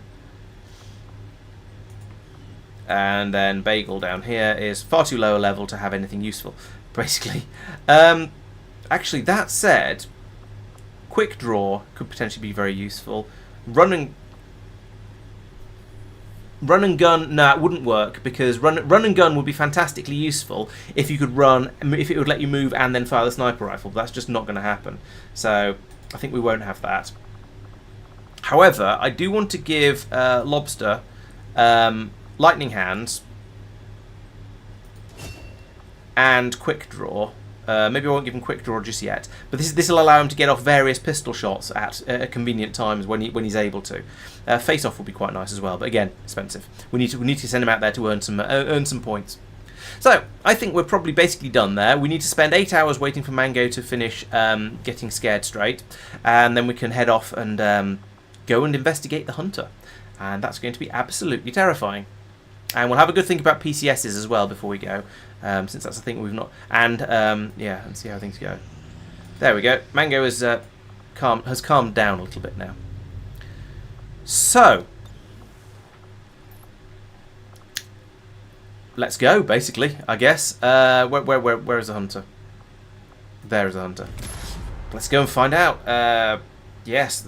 Nowhere to run, no Jess left to make, blah blah blah blah blah. Assault the chosen stronghold. We're going to see chrysalids, elite officers, elite lancers, purifiers, troopers, andromedons, and shield bearers. Lovely. Maybe I should be taking the Templar then, just to go out and do this sort of the zappy stabby thing.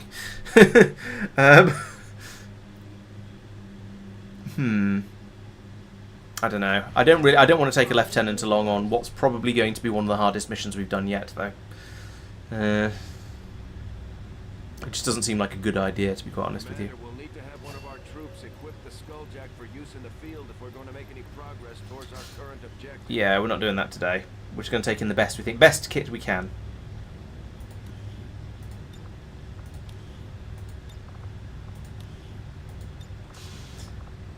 Right, so who have we got? We've got Sophia. We weren't taking Sophia. We were taking Mango. We were taking Beth. We weren't taking Mox. We weren't taking Ed, and we weren't taking Tack. So we'll just get rid of basically everybody, and then go through and try and work out who I was going to take. So we've got Mango. Therefore, we're taking Cheese Wheel. We've got Beth. Therefore, we're taking we've got Beth. Therefore, we're taking Persistent, and then the other two were going to be Mark and Bagel. Bagel. There we go. So there's my loadout. How are we for classes? We've got a healer. We've got a sniper. We've got a scout. Although I don't know how much we're going to use her as a scout. I suspect we're going to use banish more than sneaking. We've got a ranger, and we've got a gunslinger who is kind of a little bit like a ranger. We do only have one person who does melee attacks. I'm noting here, which is possibly unwise, given that we've just been saying that all the enemies are weak against melee. But I think this is still probably the best team to take. I just did that, so let's go in here and give everyone the weapons. Can I please edit? There we go. Loadout. I would like you to have... You can have the spider suit because you're a sniper, which is very skimpy. Blimey. We'll give you the anti-materiel rifle because that is the best sniper rifle. You've got a mag pistol. We'll give the Shadow Keeper to the other guy because he's going to be using the pistol more. Frag grenade seems reasonable, and you don't get an additional thing. Personal combat sim, you've got an aim a buff to aim, so that's quite good. Weapon has been upgraded. I think what PCSs do we have? We could have a dodge, but we're happy with the aim on that one, I think. Okay, next up, Mango. You're going to get a... Did I not free up the armors again? Make armor available. There we go. Or is somebody already wearing it? No, nobody should already be wearing it. Loadout. So anyway, I want you to have the Predator armor because you're going to be light and fast. I think yes, a shotgun type weapon is the correct one here. So this is a 6 to 8, 4, 20, 10. Alternatives are 6 to 8. Oh, this does more damage. Oh, why does the rifle do more damage? Oh, because right. Yes, the plasma rifles do more damage than the other ones because we've upgraded those. Whereas the shard guns are still on the second tier of weapons, whereas these are on the third. Okay, so I should be making sure they get plasma rifles. So we'll give Mango this plasma rifle, so she can do a bit more damage. That's got a superior scope and a superior repeater. That's pretty strong. I'm happy with that. Experimental blade. Oh, let's give her the axe actually, because then she can do. Then she's got throwing axe as well. We should be doing that for every ranger on any mission we go on. That's much better. Yeah, nobody. I struggle to remember anything. Let's give you a dodge PCS as well, because I think making you a little bit dodgier is going to be very useful. Because again, you send the rangers up to the front, so they're more likely to get shot at. So I'm happy with that. Loadouts. Right, so she's already got Reaper armor, Temnotic rifle. We haven't got a tier 3 rifle for her yet. She's got a Claymore. That's fine. I don't think there's anything to do here. She's got a... What does that one do? A superior focus. 17 works. I don't care. We'll try and give her a better PCS at some point in the future. And over here... Oh, come here. Oh, I need to give Persistent no, Mango another toy. Loadout, we give you the... Where are all the weapons? Goodness sake. Did I not do this before we started? Right, let's try that again. You take the better gun, the mag support cannon. That's the special one, which is slightly... I forget exactly how it's slightly better. Is it 6 to 8, 2 and 3 and 2? 6 to 8, 2... I don't know. Maybe it's not actually better. I thought it was. Anyway, you get you get that, and were there? No, there weren't any robots on this mission, so let's not take the blue screen rounds. There's no point. Let's take the heavy armor instead. There we go. So she's now got a rocket instead of blue screen ammo. Still got 2 grenades. That's fine. You need to have a thing in here. You're going to be up front. Let's give you the mimic beacon because you're going to be up front. Yes, Cheese Wheel appears to have ants in her pants. In fact, they all do to a greater lesser extent, but you're right, Cheese Wheel does seem to be worse than the rest of them. Okay, Persistent. You are my medic, so you'll definitely get the med kit. We haven't got the glorified med kit yet, but never mind. And we'll give you a slightly better plasma rifle. You've only got an aim of 79, so we'll give you the advanced. We'll give you one that's got a scope on it to improve your aim, because I think we're just going to want to hit stuff on this one. And you've got a stock, so you can still deal damage. That's great. That's fine. Grenade and a medkit. Right. Could we replace this stock with a better stock? We could. Let's do that. And then finally we get over to Mark over here. Loadout, you're going to get... You'll stick with the Predator armor. A Gauss rifle is fine. What have you got on yours? Nothing. No toys on that one. We'll give you a better Gauss rifle. It's got an autoloader on it. I don't expect you to use this, but you've got it just in case. And we'll give you the powered Shadow Keeper as a backup weapon. So that should be a 3 to 6 plus 1s damage, 15 plus 10% chance to aim, plus 15% for crit chance, as opposed to this one, which is 3 to 4 plus 1 and no other bonuses. So that's going to be really good. That's going to be really effective. Wow, I approve of that. Now we don't seem to have had any. I must have missed the bolt caster. So let's have a look. I think that goes to Rangers. So let's see if I can find it in here. Yes, here we go. Bolt caster. So at the moment she's got a plasma rifle that does 7 to 9 and has a couple of upgrades on it. We could give her the bolt caster, which does 6 to 8, has a aim buff of 15 and a stun chance of 20, but a clip size of 1. Can I put upgrades on this? Single shot action, but this thing hits hard. No, I can't. Could potentially stun the target. So I think this actually isn't better, because we've got a choice between, at the moment, the bolt caster is 6 to 8 damage, clip size of 1, aim 15% buff, admittedly, and a stun chance. But if I give her this, it doesn't have the aim buff, actually.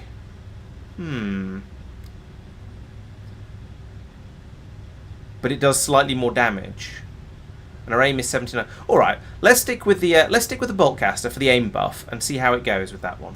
I think that's going to be interesting. It's just going to need to be a lot of reloading with that. Okay, different faction weaknesses depending on the. Hello, Tristan. Welcome. We're not taking you on this mission, but we did take you on the last one, so you've not been sitting out the whole time. But we are off to go out and assault a chosen stronghold. So this is going to be interesting. Right. So I think I've now gone through everything. I've run out of things to tweak here. I'm just going to start the mission. We are basically there. It does sound dangerous, yes. We shall see how it goes. Fingers crossed for everybody, and hopefully things will go well. Oh, giving it to the specialist might be quite a good idea, because specialists tend not to have such amazing aim, but shoot from a bit further away, whereas the Rangers can make up for their bad aim by getting in close. Yeah, okay. I think once I've developed the the next tier of shotguns, we'll start giving the bolt caster to the specialist for the extra aim, and then give the upgraded shotguns to the Rangers. Intel on this facility is almost non-existent. In fact, you may be the first human being Dun, to dun, step dun. outside these walls. This may not be the most ideal situation, but it could be our only chance to take one of these things out. Right. Good luck. So we need to go in, find the Chosen, and then give them a spanking. So I've seen a little bit of advice on this one. Top of the list is try not to use any consumables until you actually get into the Chosen's bedroom, essentially, because they're not because you're going to want them later, essentially.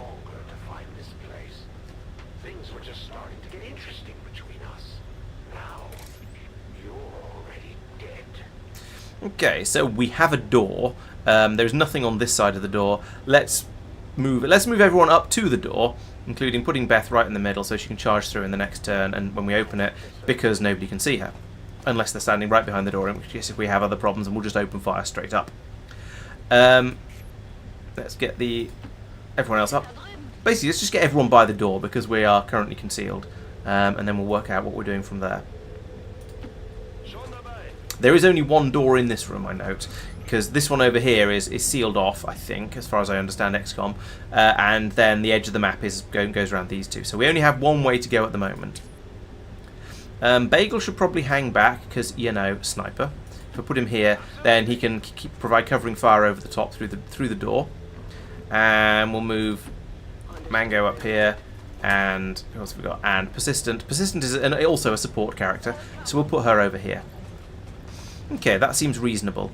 And there's no time limit, so I'm going to take this relatively slowly and try to sensible my way through the mission, shall we say. So we'll have an end turn at this point. Oh, Persistent is on Overwatch despite having run, which is quite nice. In case you're wondering if I've left some surprises for you along the way. Let's open the door. Get on the floor. See if there's anything in here to attack. Okay, this seems to be... Well, this room is full of heavy mechs, but they all seem to be... I mean, the fact that we've not noted any of them makes me think that they're all just scenery rather than actual enemies, which is nice. We've got another door over here. We can't go this way because it's the edge of the map. And then coming over here... well, let's move Beth over here so we can have a bit of a peek through this door. I'm on the Nothing visible. Let's move her over to here so she can look in the opposite direction while still staying in full stealth. Still nothing. Nothing in this room either. This place is very, very quiet. Which is, it's quiet, too quiet, as the saying goes. But this does mean I can just charge everyone up along here and get them into useful positions, ready to assault the next room in the next turn, without having to worry about it too much.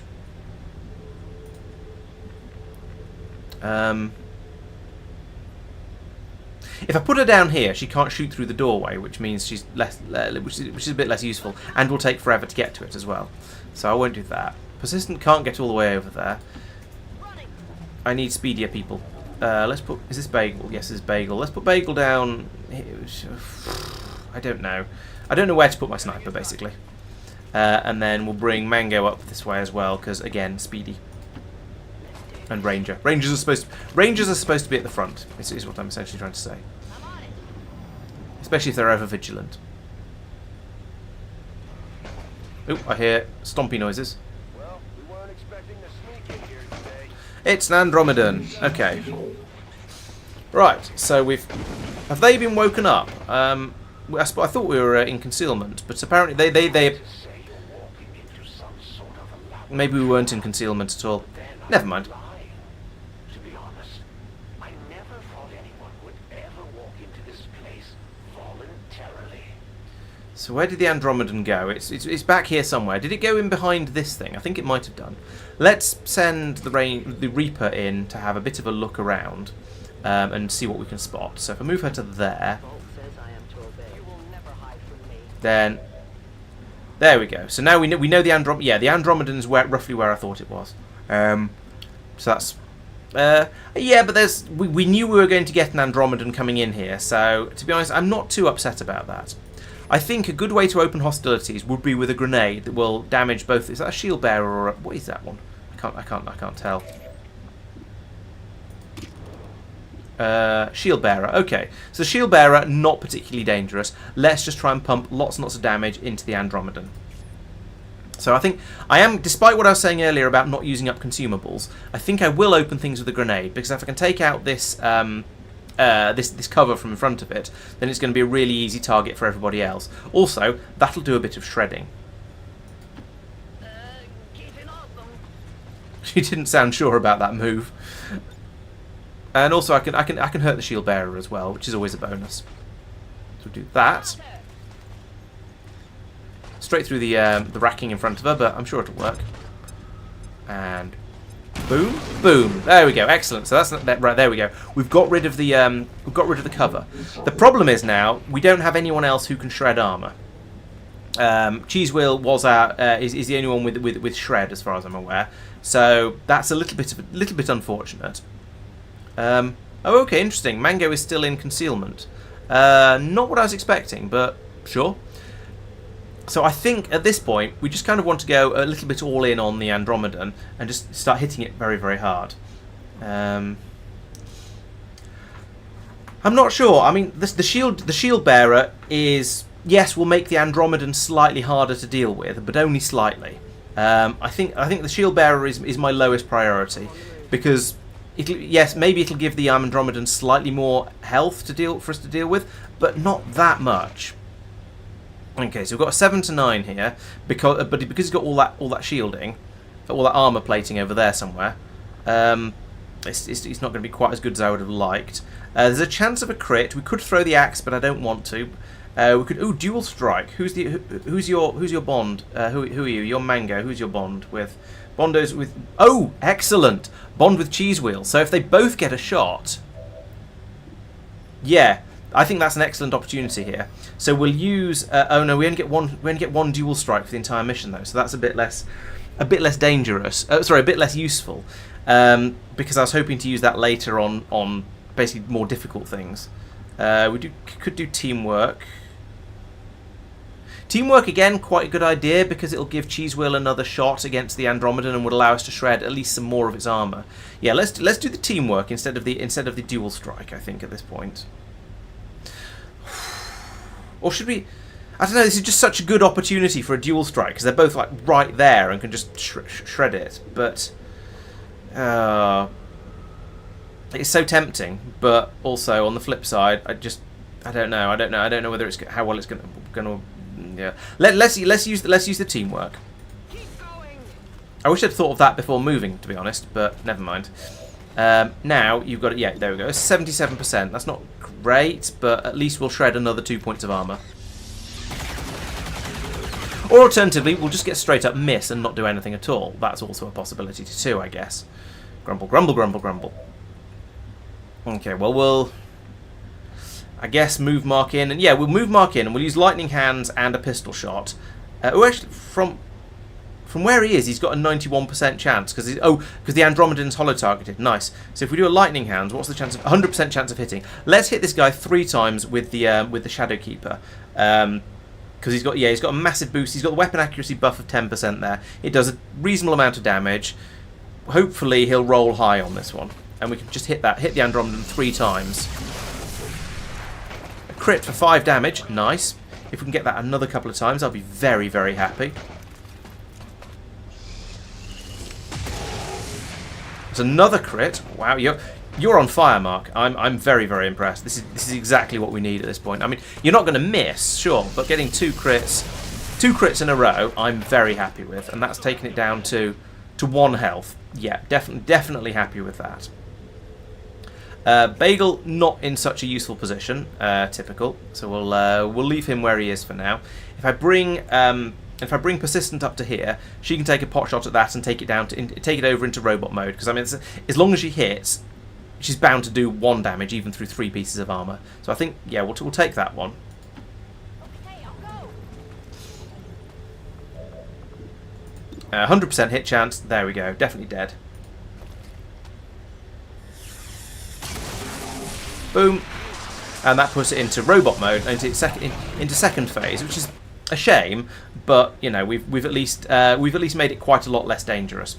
The only problem is it's now probably going to run over here and punch Mango, which is kind of why I thought in hindsight should have left Mango around here and used the and still given Cheese Wheel the extra shot.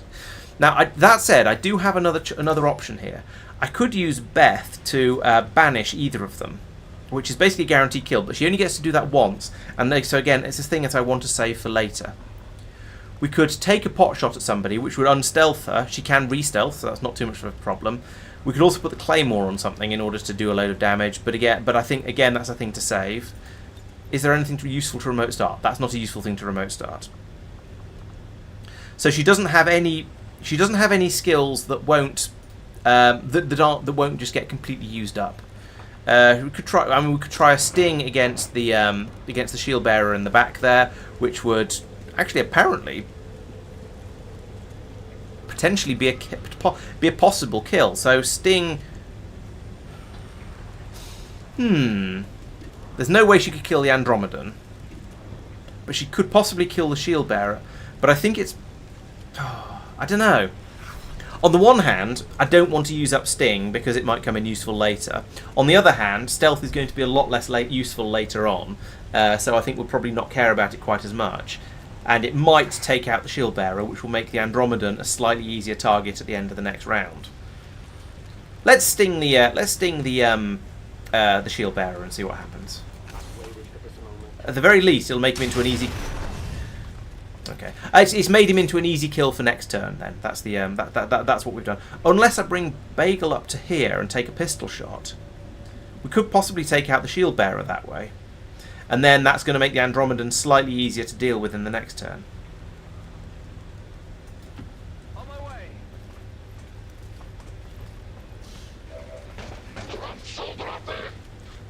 And then fire pistol, not at you. 87% to hit, but a guaranteed kill on hit. I think that's worth taking. How is Bagel with the pistol? Good enough. Excellent. Only the best. Right, so now the Andromedan is going to run forward and hopefully not do anything too unpleasant. Oh, it spotted someone, but never mind. Okay, good. Because of tactical analysis, I think oh no, it's still thinking. It's still thinking. Or there's still enemies, aliens doing stuff. Oh no, it's moving. What's it doing now? I suppose this is as good a time as any to start testing the defenses. Okay, so it moved forwards quite a long way, sprayed corrosive goop all over the floor, and that's it. So now we can basically take it out with anyone.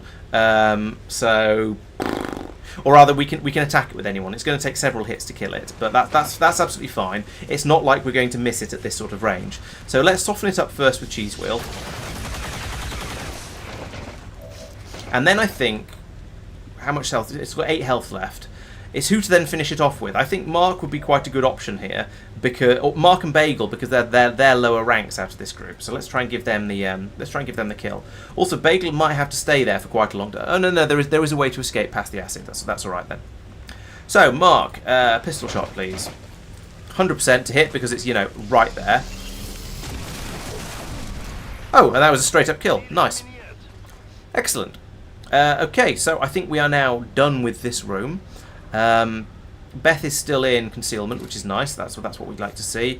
And then, so I guess we'll just do a bit of reloading because we can. I also want to do a little bit of thinking about where we want to go next. So we've got a room over here, which doesn't appear to have very much in it. So let's not go into this one first. Let's see if there's is there anywhere else to go. I don't see a doorway over there.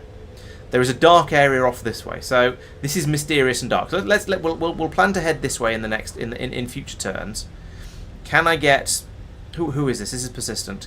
Where is she? Oh, she's there. Okay. So I'll put her up against this wall over here to keep her safe and out of the way. And we'll also grab a reload as well, because she might as well. Keep the gun topped off, because there's no enemies around at the moment. Next up, Bagel. What can you do without getting hurt?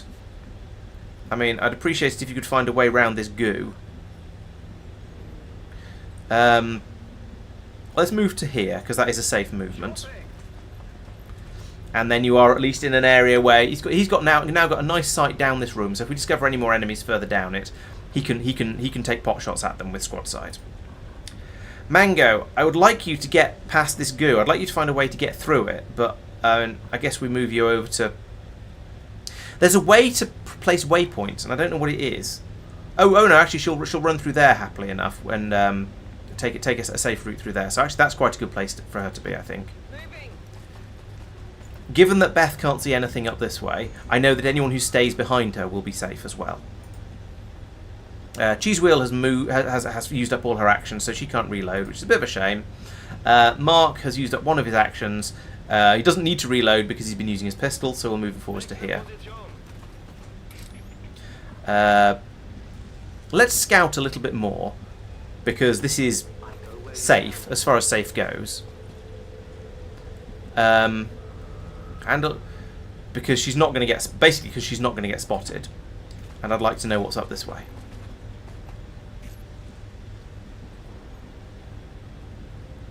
Okay, so it looks like we're going to want to come along here, then go back through this door. There's another room here, so I could probably have gone through this door here, and perhaps I'd skipped the Andromedan. I don't know whether it then followed round and got me in the back or not. But anyway, I'm fine having killed them, because we used up one grenade of the consumables, and that's about it. Oh yeah, don't worry, I'm not actually going to leave anyone behind. It's just sort of positioning people for this turn. Is there anyone out? Bagel is still has part moved. Mango has part moved. It's just those two. Okay, so we'll Overwatch everyone, just to see if anything happens. This game was a lot more fun when you followed the rules. Okay, so there's no enemies in this room. So we're now going to move over to the doors over here. We won't open them up yet, but we'll just get everyone to charge up over here and be ready to go through this door and deal with whatever's on the other side. So we'll just run everyone along here. I'm going to keep them at least slightly covered, and Mango can do some hurdles on the way over there, because apparently she likes to. I just generally, basically just move everybody along so we're ready to breach this room. That door is closed, isn't it? Ah, stop doing stupid things, camera. Yes, that door is closed, so we can run Pete all the way up to here without him being without risking exposure. But that said, we're not going to be able to get everyone into position in this turn. That's Mark, not Pete. We're not going to be able to get everyone into position this turn anyway, so it kind of doesn't matter. We'll just run people over this way to wherever they can get to, and then sort things out. Interesting, there's some high ground there that I didn't notice and could have potentially have used earlier, but didn't. But that's fine. I don't need to use every piece of high ground. Persistent, you're a support person, so we're going to put you there, so we don't have you right up against the door in the next when we burst through it, because I don't want you on the front line really. And anyone else? Any more for any more? Yes, we've got Bagel, so we'll run Bagel up to here as well. Tromp. Halt, vault, vault. There we go. That's everyone. Okay. So let's put Mango and Bagel, sorry, Persistent and Bagel behind this behind this cover here, so they can provide supporting fire through the door when it opens. And then we'll put all these sort of advancey shooty people up against the door so that they can go charging through when things start to happen. So there's a spot there. There's a convenient spot over there for Cheese Wheel. I don't really have anywhere quite so good to put Mark. I could leave him there, I suppose. Actually, no, let's put him up here, because then... No, not you. You. I could put him up here, and then he can just vault over and go charging through the door when he's needed. Yeah, the Hunter does seem to be the least annoying of them all, of all the characters we come up against. No, ooh. No, not that. Take me back out of that. So we want. There's a couple of people who need reload still. I nearly forgot about that. So we'll give a reload to Cheese Wheel, and I think I saw Beth needing one as well. Yeah, there we go. I say needing one. She's got 3 rounds left in it, but you never know. Yeah, sorry, 2 rounds left. But we might as well give her a third. I forgot to give her an expanded magazine. That's annoying because it makes Banish a lot less powerful. But I'm going to Overwatch from here and then open the door at the beginning of the next turn. So I'm taking full advantage of us being chrysalids coming from the opposite direction. Interestingly, I didn't think there were doors over there, so that's a bit of a surprise. Apparently, and there's 4 of them. That's quite a lot of chrysalids. Okay, that's a bit of a worry, but we'll see if we can soften them up a little bit with Overwatch. So that one's either dead or virtually dead. That one's dead. Good. That one's half dead. I think they have 10 health each.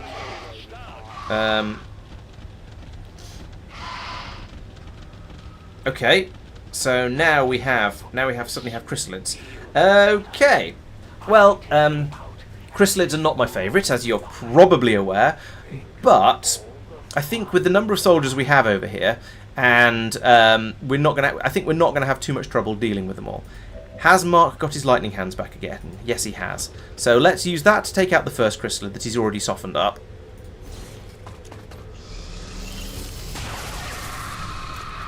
I think that was a fatality. Yes, it was. So that one's down. And you know what? Let's just carry on shooting. So let's see. He's got a 100% chance of hitting the chrysalids. He does 4 to 7 damage.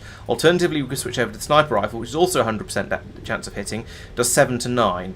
So we've got 4 to 7 or 7 to 9, or twice is 8 to 14, which is quite a lot better. 8 to 14 is quite a lot better than 7 to 9. So let's just carry on with the pistol because it's a 100% chance to hit. Yeah, no reason not to. I suppose actually at this point I could do a face-off and shoot them both. That's even better. Let's just murder everything with. Let's just murder everything with pistols, shall we? There we go. So that's 3 of them down, and only one of my soldiers has moved so far. Sorry, only one of my soldiers has acted so far.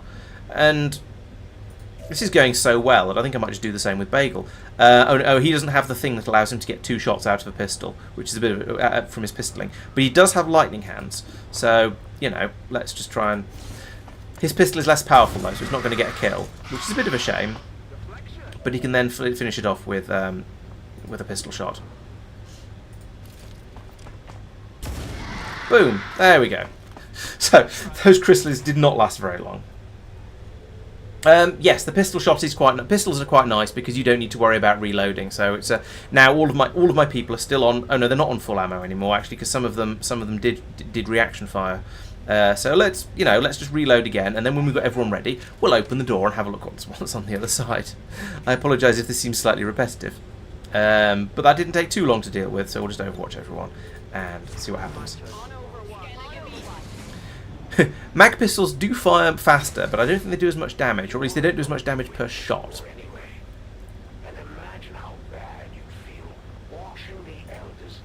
Let's open the door. Anyone home? This looks like another empty room, and based on my and they don't seem to be, and there's no way out of it. Okay, so we're going to need to go the way the crystalids were coming from. Okay, I mean that's not a problem, but let's run Beth in here to have a quick look around this room, just in case we couldn't see from where we were sat, and there's other points of interest in here. But no, that's the block. They're all blocked, and there's a door over here. Okay, so we're going to need to come through these doors over here. Back where the crystalids were coming from. I mean, crystalids not my favourite things, but you know, we'll deal with it. So I'm going to move. I'm going to only do short moves at the moment because we don't have our scout available. Our extra subtle scout available at the moment. No, not you. Yes, yes, you. I'll stick Mango up here with persistent. I'm sure they'll both like that. And then bring Cheese Wheel up as well. Who's left? Bagel. I'll move Bagel up to here, so he's still got a line of view, but he's not getting in anyone else's way. And similarly with Mark, we'll move him down to here,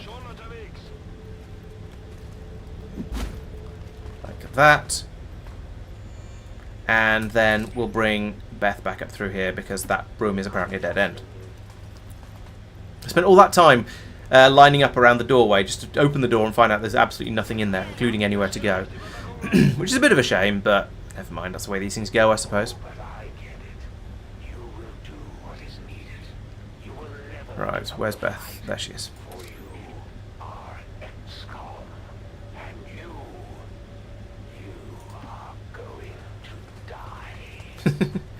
He's very I've noticed the Chosen are always very confident, even when they clearly shouldn't be because we've already beaten them up several times each. But okay, so we've got a patrol over here. There's a Lancer, a Trooper, and I think that was an officer over there, although to be honest I wasn't paying quite as much attention as I should have been. Okay, so if I move to here, we will trigger them. Oh, unless... Oh, she can't close... It's not a door that can be closed, apparently. Fine. Let's move up to here, then. That shouldn't alert them.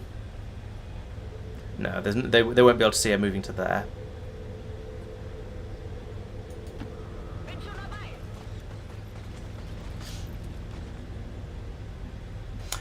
Yeah, the Skulljack is a thing you need to do in order to advance the plot, essentially. So I'm currently not really bothering with it because I'm doing a mission that advances the plot in a different way and is stressful for entirely. Oh bollocks! We alerted them. That wasn't supposed to happen. This is why I tried to close the door, but it didn't work very well. You've moved fully. You've moved. Oh dear. This is bad. So the plan was to move all these people up against the wall over here without actually alerting them. So next turn we could go through and do useful things. However, that doesn't seem to have been allowed to happen quite as I wanted it to.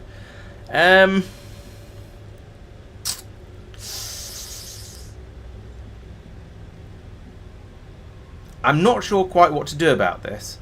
Not too many spoilers, please, Meme Lord. I have a bit of an idea about this game, but not too much. So it's nice to be. It'd be nice to experience some of the things a little bit for myself. Okay, I can move Mark forward to here, and he'll be able to shoot the Stun Lancer with his pistol, which is definitely going to help. Persistent can also shoot the Stun Lancer, although only with a 50-50 chance of hitting. I could put up a Mimic Beacon. I know I said I didn't want to use the consumables, but I suspect once we come up against the once we start going up against the Chosen, the Mimic Beacon's going to be a little bit less useful.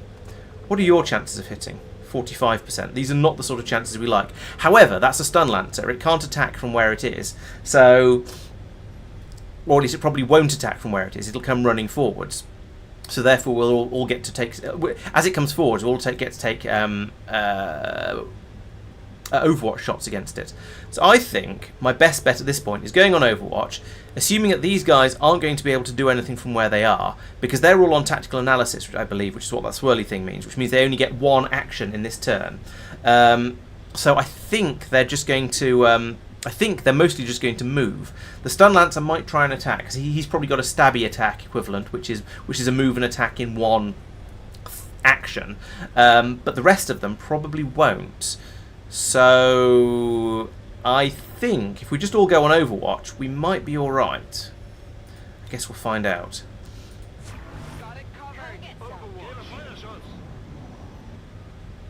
The only problem is if the Stun Lancer makes it through the door, he's going to trigger. He's going to spot Beth, which is unfortunate. Okay, so he's got to there. Interesting. That Stun Lancer has gone onto Overwatch. That was not what I was expecting. I often wonder, Commander, if you told them what you Okay. saw in the Elder's Chamber, the truth of what's to come. No, you couldn't have. So Maybe you're screaming now if you we have a couple of possible shots here, but none of them are good. We can't really go running in here because the Stun Lancer will take a pot shot at us. We could open the door and then Cheese Wheel could put a grenade onto all of these fools. That would be quite nice. It's using up her final grenade though. Although, oh no, it's not. No, she hasn't used a grenade yet. So if we open the door, then I can put a grenade here, which will hurt here. Damn it! I can't get all of them. My hope, I can get all of them except the officer then. So my hope was to damage them all, but you know, I'll take 3 out from 1 grenade, and with any luck, that'll also destroy the cover in front of the Stun Lancer. It will certainly get rid of the Stun Lancer's Overwatch, which means we'll be able to then run in with other people. So let's do this. This seems like an excellent starting point. Doomph. Bang. Yes, that's exactly what I wanted. So we've got rid of his Overwatch and his cover. So if we put if somebody comes in here now, they can shoot at absolutely everybody. At the moment, so that's presumably was the end of Cheese Wheel's turn. Yes, it was. So now it's deciding what to do with who. It would be quite nice to blow up the purifier, because then it will potentially destroy others around it. But I don't think I want to take that chance. We've got a 100%er on the Stun Lancer, so it's very tempting to take that. Is that going to be it's a 7? He's got 7 health left, and we do 7 to 9, so that's a guaranteed kill from Mango there. Or she could throw the axe, but again, I don't want to use up consumables, and it's not a guaranteed kill. The rest of them are all a bit too far back. So, but I can get somebody to here, which means an easy shot against either of these guys, and we're all behind full cover, which is quite nice. And if anyone tries to come through the door, we've got a really easy shot on them. So if we get someone to here, they can probably shoot the officer in the face, which won't be a kill, but it'll at least be quite useful. We could do some messing around with teamwork in order to get some extra goes, in order to do useful stuff up here. In fact, that might be quite a good way to go. So yeah, let's take this one first. Although actually, if Mango's only got the one, yeah, move Mango to here first. Then she's got flanking shots on all of them. So we'll move Mango to here. 3 of them anyway. So we've got 100%, 100%, 95%, and 61%. So let's take out the Stun Lancer first, because I'm pretty sure they're the most dangerous. What's this one? Dual Strike. Oh yeah, that's when your colleague takes a shot as well. Got a grenade, got a Mimic Beacon, not so useful right now. Could use the axe. Actually, we could use the axe against not the Purifier, not the Lancer, not the Officer. The Trooper is only a 59 to hit though, so I don't really want to take that pot shot, even though it's a free action. So we won't do that. I think shooting the Lancer first, because that's a guaranteed kill, and then getting another turn, and then worrying about the rest of them at that point. Oh no, she's not going to be able to take a second shot because she's got the Bolt Caster, which means she won't be able to reload. Okay. We could run over and sword somebody, but then she'd be extremely vulnerable to the enemy in general. Let's get the kill we can, easily, first. The guaranteed kill. Boom. Taken care of. Now maybe that should have been against the Purifier, because if she'd scored that level of damage, it would have been a kill. I don't know. We could use Beth. Where is she in her turn? Okay, she can't move without being revealed, so I won't do that if I can avoid it. Who's going to deal the most damage? You haven't got Lightning Hands up again yet, because of course you haven't, because we used it last turn. you've got a 30% chance of hitting there. If we move Mark to here, he's then going to have a much higher chance of hitting, I think. It's not going to be a guaranteed shot, because it's not a guaranteed hit, because that isn't a flank, which is a shame. Oh, we could use Hail of Bullets, actually. That might be fun. We could use Hail of Bullets against the officer, which is a guaranteed hit. And we'll do 7 to 9, so that'll take him down to half health. It's not a kill, unfortunately, but it's, you know, it's half his health taken away. And then we might be able to finish him off with somebody. We maybe run Bagel up here to do a pistol shot.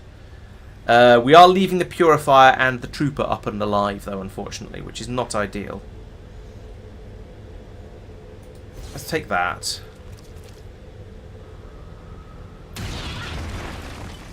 Hail of Bullets with a sniper rifle is an absolute nonsense, but never mind. We'll take it because it's kind of useful. Then Bagel could move up to here, where he's got a shot at both the Purifier and the Captain. He's not going to be able to finish the Captain, though, from there. Oh, but Persistent can. Persistent has got the damage output, I think, to... oh, she's got a chance of the damage output to finish off the Captain, so I think that's probably worthwhile. Attack. So she's got 86 and 77, I think, and does 7 to 9 damage. So 2/3 chance of a hit, if 2/3 chance of a kill if she hits. So I think this is a worthwhile one. Unfortunately, she rolled low because, of course, she did. Now, Bagel, he can see the officer. He's got an 83% chance with the rifle, or a 79 with. Okay, let's try and finish him, because I mean we want this guy dead, don't we? So let's just try for this as well. And unfortunately, we're going to have to leave the. And okay, they got a crit that time. Great. Should have kept that for someone else. Now we can move. We can potentially move Beth in here, or alternatively, she could use her Claymore to get potentially. How much damage does the Claymore do? 8. So not enough to kill the Purifier, even with the shredding. Anything to remote start? Nothing useful. Don't want to use Banish for obvious reasons. I want to save that for later, even though she's got a rather small magazine. Don't want to remote start that, because if it's anyone, it's going to be what's the name over here? Mango.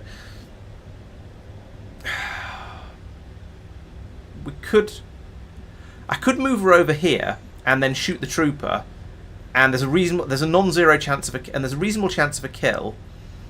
Maybe here or here. Move her to here and shoot the Trooper. There's no, it's going to be, she's going to get revealed if she does that. Yeah, let's move to here and try and shoot the Trooper, and if she hits him, she'll kill him, and that'll be and hopefully won't be revealed from it.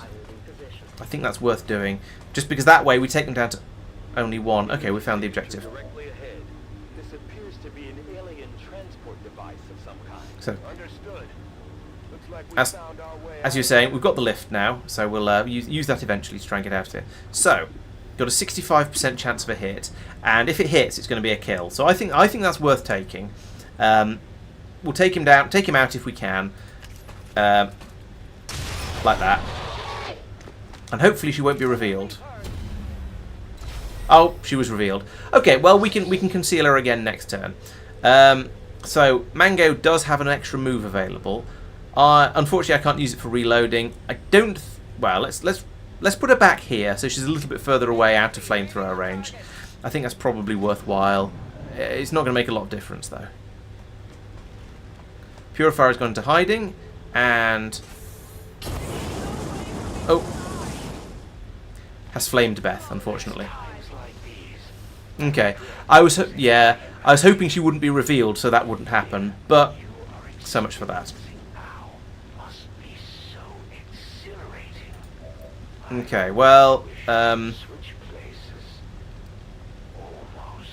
I'll worry about Beth in a moment. She's going to need to hunker down to deal with the fire, and then we'll heal her afterwards. But in the meantime, let's move someone like Cheese Wheel up to here and just start shooting.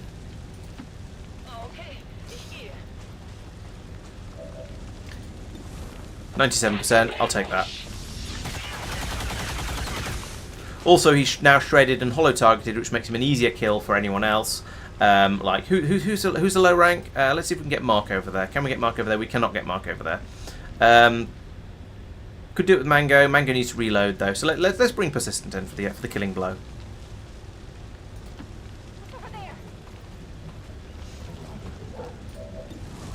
Bit of a shame with the fire there. It was would have been nice to to get a flawless on the first part of this mission, but never mind. I mean, it's not gone too badly, at least not yet. Right, bring people forwards, do the reloading tricks. Reload. Oh, he gets a free reload. Okay, we don't need to reload him. Bring him forwards a bit more then. Next, oh yes, Mark needs to reload. Oh, he gets a free reload as well because he's got a sniper rifle that comes with a one as well. So we'll actually, so we still need to reload him, but never mind. I'll move Beth a little bit away from the fire, and then hunker down to put the fire out. She sounds very calm for somebody who is blatantly on fire. Reload for Mango. There we go. And then reposition over here. Position confirmed. Anyone else? Nope, that's everybody. Cool. So we've got a couple of people who still need to reload. Blimey. Okay, I'm glad I moved Beth away from that. I wasn't expecting it to. I hadn't realised it was going to explode. I hadn't even thought about it. To be honest, she might have been out of the blast radius for it. I'm not sure. Okay, so if you could recloak, please. Blip. There we go. And then we'll run you forwards to here. Just to make sure there's nothing too scary in here. And then a reload as well, because you might as well, you've got time. Mango, you can come up forwards and join her up here.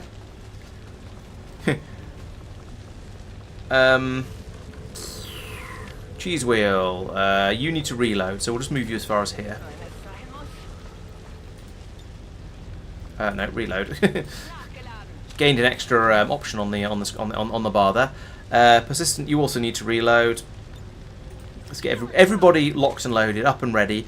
And also, I want to make sure that everyone has had time for all of their abilities to recharge. So people like Mark with his lightning hands. Okay, that has happened now. T-4 for hail of bullets though, so he's going to need to. We're going to need to wait four turns if I want him to be able to use hail of bullets again. I'm not sure if I'll actually wait that long, even though I don't think anything else is going to happen around here. Yeah, I don't know. Whereas Bagel's lightning hands have reprocced and are now ready to use again. I guess that by the time we've all moved up to here, there's going to be a fair few turns. It's going to have been a few turns, and we'll have hail of bullets available again fairly soon for Mark.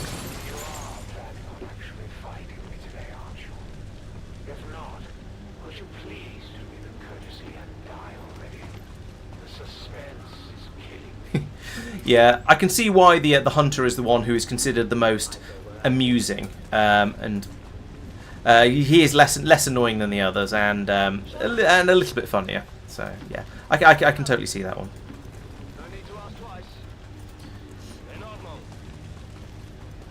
Alright, anyone who's got time left can Overwatch, but I think that's not going to be very many of them. There we go. Oh, we've got 3 of them. One of them because the Ever Vigilant. Maybe it will be boring without him. We'll just have to kill all the other ones as well, so everybody shuts up. Alright. Now I think we are close enough. We've still got a little bit of time left before Mark gets his hail of bullets back, but everyone else has got all of their skills, so I think that's close enough.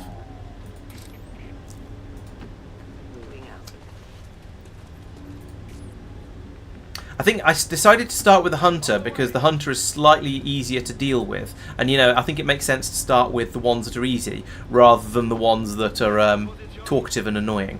Talkative and or annoying. Right. No, is that presumably I use the Call Sky Ranger button to go on to the next level. Oh no, here we go. Activate Ascension Gate. That's the one.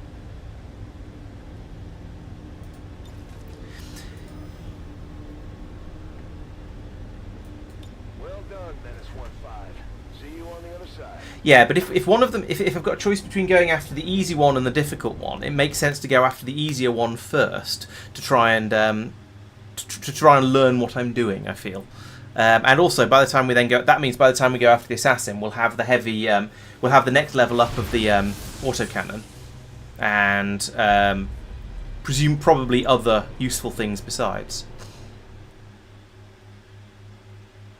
You're in the belly of the beast now, people. Proceed carefully. What is that? Some kind of stasis chamber for the Chosen? No wonder they keep coming back at us despite everything we throw at them. Finally, the real fight begins. See you soon. This is some interesting architecture. We appear to be on a platform built over a bottomless pit, so that's quite impressive. And we have the sarcophagus over here with an unknown amount of health that we need to wreck. Now I have spoiled myself a little bit for this, so I do know that that you need to have. Essentially, I know that you can only attack the sarcophagus when the hunter is in it, or when the Chosen is in it. You can't just sort of willy-nilly shoot at it, which is a bit of a shame. We'll take things a little bit at a time and see how we get on. So I'm going to go for the high ground here as much as I can. Okay, there's some chrysalids down here. Lovely. Just what everyone just what we all like to see at the beginning of a mission. You know what I think would be a good idea here? Can we just take a... Oh, okay. No, we can't take a squad sight shot at these chrysalids because they're over to the side and we can't see them properly. In that case, let's get Bagel up here as well. This is probably going to trigger the... Yeah, this is definitely going to trigger the... Well, actually, no, if we bring him up this way, it's not going to trigger the chrysalids, I don't think. But if it does, then we can just shoot them all. If I bring him around to here... Yeah, I think that should be safe. So we can bring him to here without triggering them. Because he can't see them, basically. But to be honest, or alternatively, it will trigger them because the game lies to me. Oh, and that's exposed the Reaper as well, which is very... That's actually significantly more annoying. That's frustrating because, for one thing, I checked the whole route he was taking to make sure there weren't any... to make sure it wouldn't trigger the chrysalids, and yet it just did. So, yeah, not impressed by that. Especially as both of these characters have moved their entire moves now, so we can't do anything with them. And other people in general probably aren't going to have the range to get up there. That's really annoying. And we can see one of the chrysalids, so we can take a pot shot at it from here. We've got a almost certainly going to hit it. This is the sort of thing that makes me very tempted to reload the last save, because I feel like the game cheated isn't quite the right word, but didn't play fair, essentially. In that I was careful about something, and yet it still didn't matter. The information I was given was inaccurate. That said, I don't think we're going to have trouble taking out 2 chrysalids from here. Can I have my next soldier, please? Thank you. So if we move to about... If we move to over here, we're close enough to see them and shoot at them. So that's probably going to mean we're going to be able to hit them. 100% hit chance. Nice.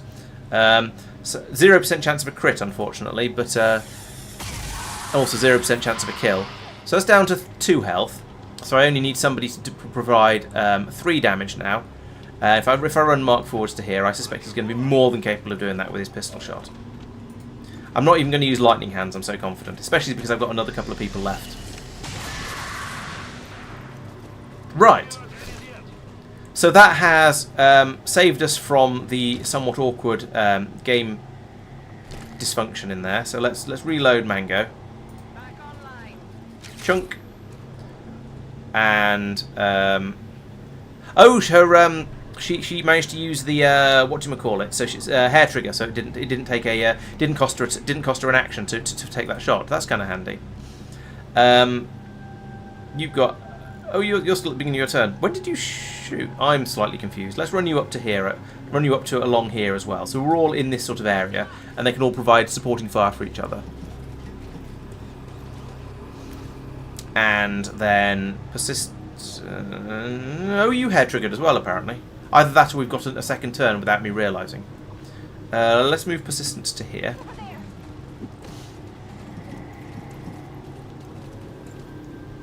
Did we start a new turn and I didn't notice? I think we did. Yes, we did.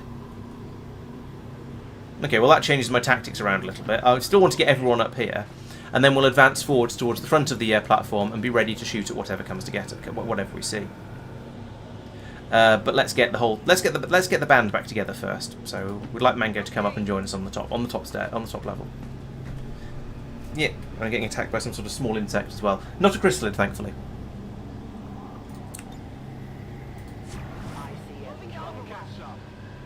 Right, Mango, get yourself up here. Now I'm half expecting there to be a symmetrical pod of enemies over on this side of the area as well. I can't re-stealth my ranger, which is annoying, because we've used all of those up. Perhaps I shouldn't have used it when I did, but I think I probably should. Still think I probably should have done. We'll move Cheese Wheel up to here instead as a scout.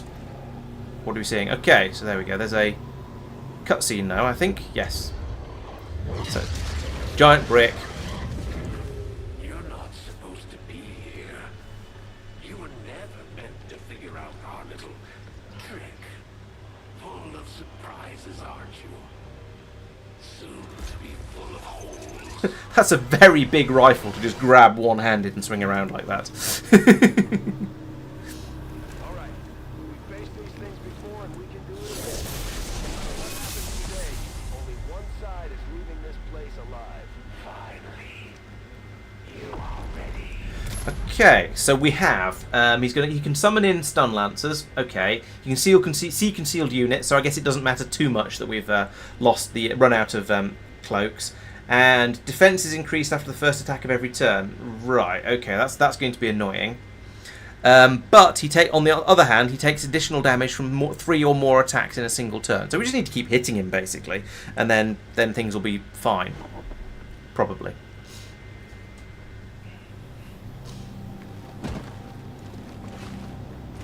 So he gets a move first, which is annoying but manageable. So we need basically what I want to do is probably just drop a grenade. He doesn't even have any armor though, which is interesting. I was thinking dropping a grenade on him but that was when actually no. We'll save the grenade for when he's in cover that we can demolish. For now, let's try doing things with a slightly more aggressive way. Now, he's a little bit too far away, which is annoying. He's actually completely out of range of Mango because she's moved once this turn. Mark can get to here and still shoot, but he's not gonna have a good shot from there because the hunter is in full cover. Beth could move up to here, be right on top of him, and then use Banish, which will take off potentially somewhere in the region of. Or she'd use Banish from up here, which will take off at least 12. Assuming they all hit, it'll take off at least 12 and maybe 15. So not going to be fatal. Bagel can not shoot him from at all from there. I'm wondering if a good way to do this would be to get us all down to ground level and then start shooting at him with whatever sort of quality of shots we have. But I don't really want to do that because I feel that taking bad shots isn't really going to help very much. And unfortunately everyone is a bit too far back. Mark can get to here and then take 2 pistol shots because he's got lightning hands up again. Or he could... No, if he gets to here he can't use the guaranteed hit thing.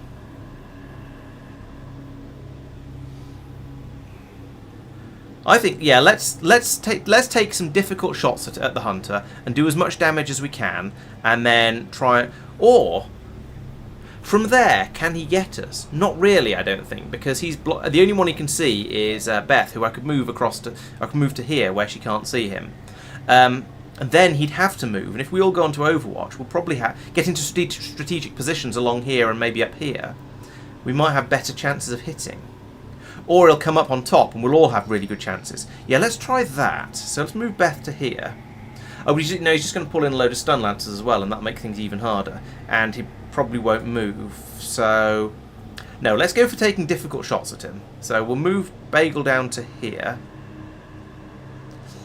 And yes, he'll be able to take a pistol shot from there, so that's worthwhile.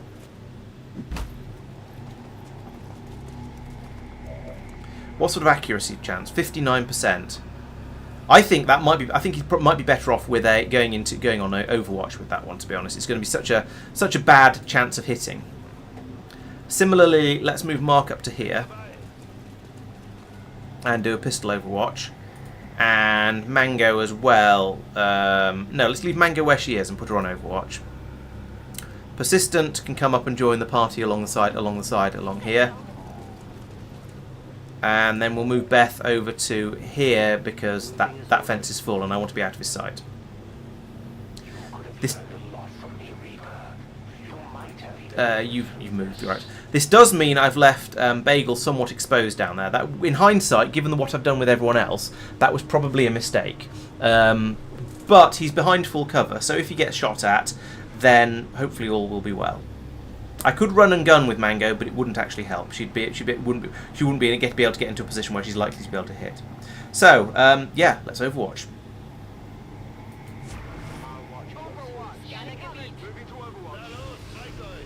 So he's doing tactical analysis. Fine. Right. So he's summoning some stun lancers. Fine. Or a stun lancer. Okay, that's fine. That's what I expected him to do. Hopefully the stun lancer will move and then just get absolutely murdered by everybody. There we go. So the Chosen has, in effect, wasted his turn. That's excellent. Oh, but he's gone over there now. Okay. I'm okay with that, actually. Well, I'm less okay with that, but I'm okay with him going over there because now he's exposed to everyone else. It'd be nice if some of them were able to hit, of course, but... Oh, well, that's... better than nothing, but that's significantly better again.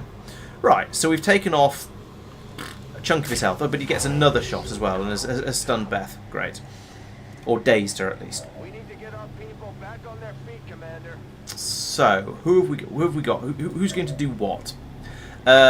Cheese Wheel will blow up the. How far can she grenade? Or rocket, actually. What's the difference between rocket and a grenade? A rocket does 4 to 7 damage. A grenade does 3 to 4. Okay, well, let's hit him with a rocket and just take out all of the cover over there. Yeah, and blow that up. But first, let's step forwards and help Beth out.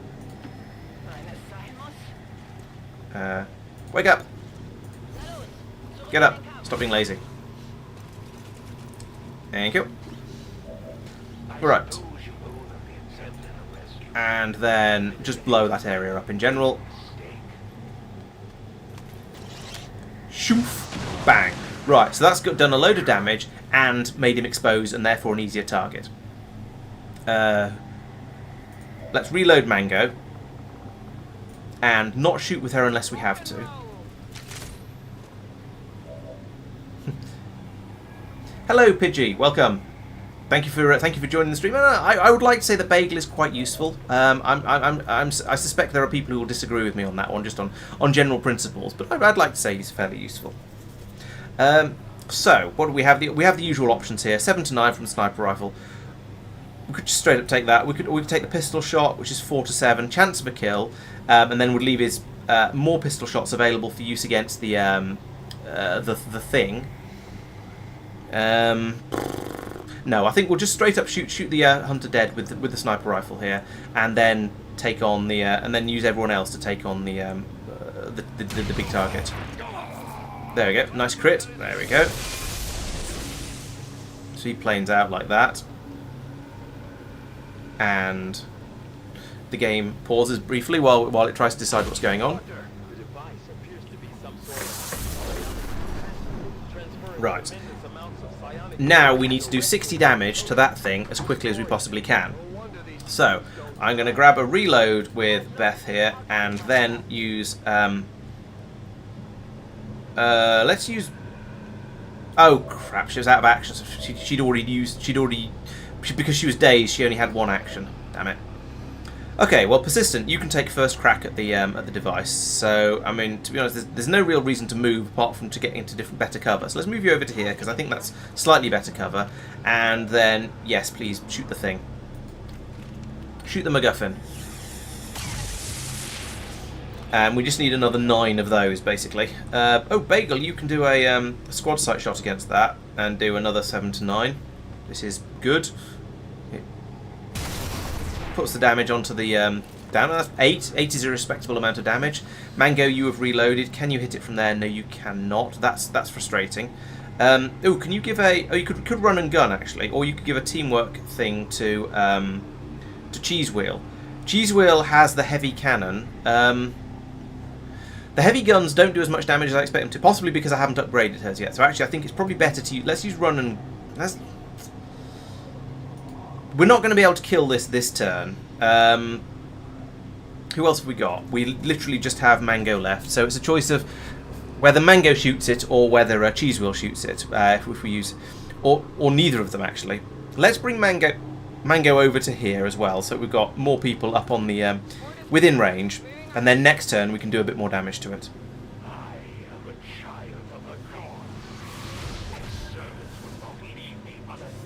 Okay, so we're being given distractions for for while we're trying to destroy the whatchamacallit, which is not surprising. Oh, it's a Spectre as well. That's annoying. Yeah, I think it is a little bit dubious that the apparently the range of your weaponry is quite so limited, but never mind. So, right, from here, what do we want to do? So we've got these two guys who it would be rather nice to kill them, but also it'd be rather nice to pump a load of damage into this thing while we've got the opportunity. We don't have anyone with a particularly good shot at them, I don't think. So what does Bagel think? From 86 on that one, 73 on that one. So we could take a shot. We could take a shot at this officer, do quite a lot of damage to him, finish him off with probably one of these guys. I think using Banish on the sarcophagus is potentially useful, but actually no. I think no. I'll save that for using on the hunter. Let's bring Mango down to. Let's bring Mango down to deal with this officer. I think. So if we bring her to here, she can throw the axe and then shoot. So I think that's quite good. Is she moving? No. If she would move to where I told her to move, that would be nice. So move her to here. I will take an axe throw at this point. Not at that one, at this one. Why is that a harder hit? They're both blooming flanked and really, really obvious. Nice. I'm not sure about this bolt caster thing.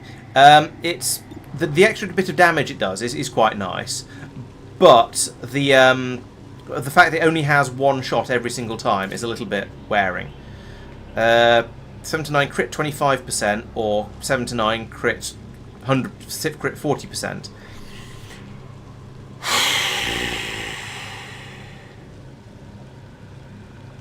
Yeah, I just got the bolt caster a bit late, I guess. So yeah, at the moment, bolt caster not so useful. Oh, stun chance. That's a good point. Given the stun chance, all right. Let's use this and see if it can be. No, not shoot that. Oh, for goodness' sake! Stop making it up. Stop changing who I've aimed at when I've already, set up my aim and everything. So frustrating. Bagel, what are your ideas? What are you thinking? You're thinking 86 on that one, 73 on that one. Let's go for the 86. Is this a kill?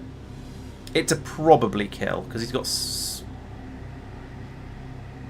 No, he's got 9. So it's a possibly kill at this point, which is frustrating. This would be a definite kill if we could get to him, but we can't. That's a 73% chance, which is not enough for me to be happy taking that shot. What else have we? Who else have we got? We could bring Mark down and use something like, and potentially we could use Face Off to shoot both of them, which might possibly take out the Spectre. Won't take out this guy.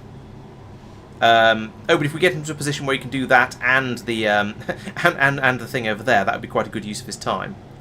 So yeah, let's bring Mark down to here and take 3 potential lucky shots and see how much damage he can do. I think I've got the music turned off because music with streams tends to be a bit weird. Oh, I want to do the lightning hands after I've found out what face-off misses. So, but let's do the lightning hands at this thing first, because I do want to pump as much damage into it as I can. Then, what's Shadowfall? Oh, pistol shots guaranteed to hit. Wow. Okay, that's interesting. I have to remember I've got that, because I'd forgotten about it completely. Yeah, the music was sort of... I tend to find music and streams don't really go together particularly well. Why is face-off not shooting the thing?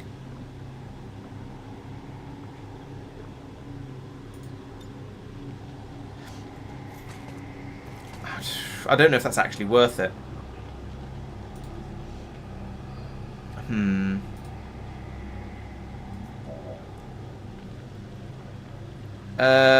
Could take him at 93% to soften him up, and then anyone else, and then Bagel can kill him. All right, let's do that.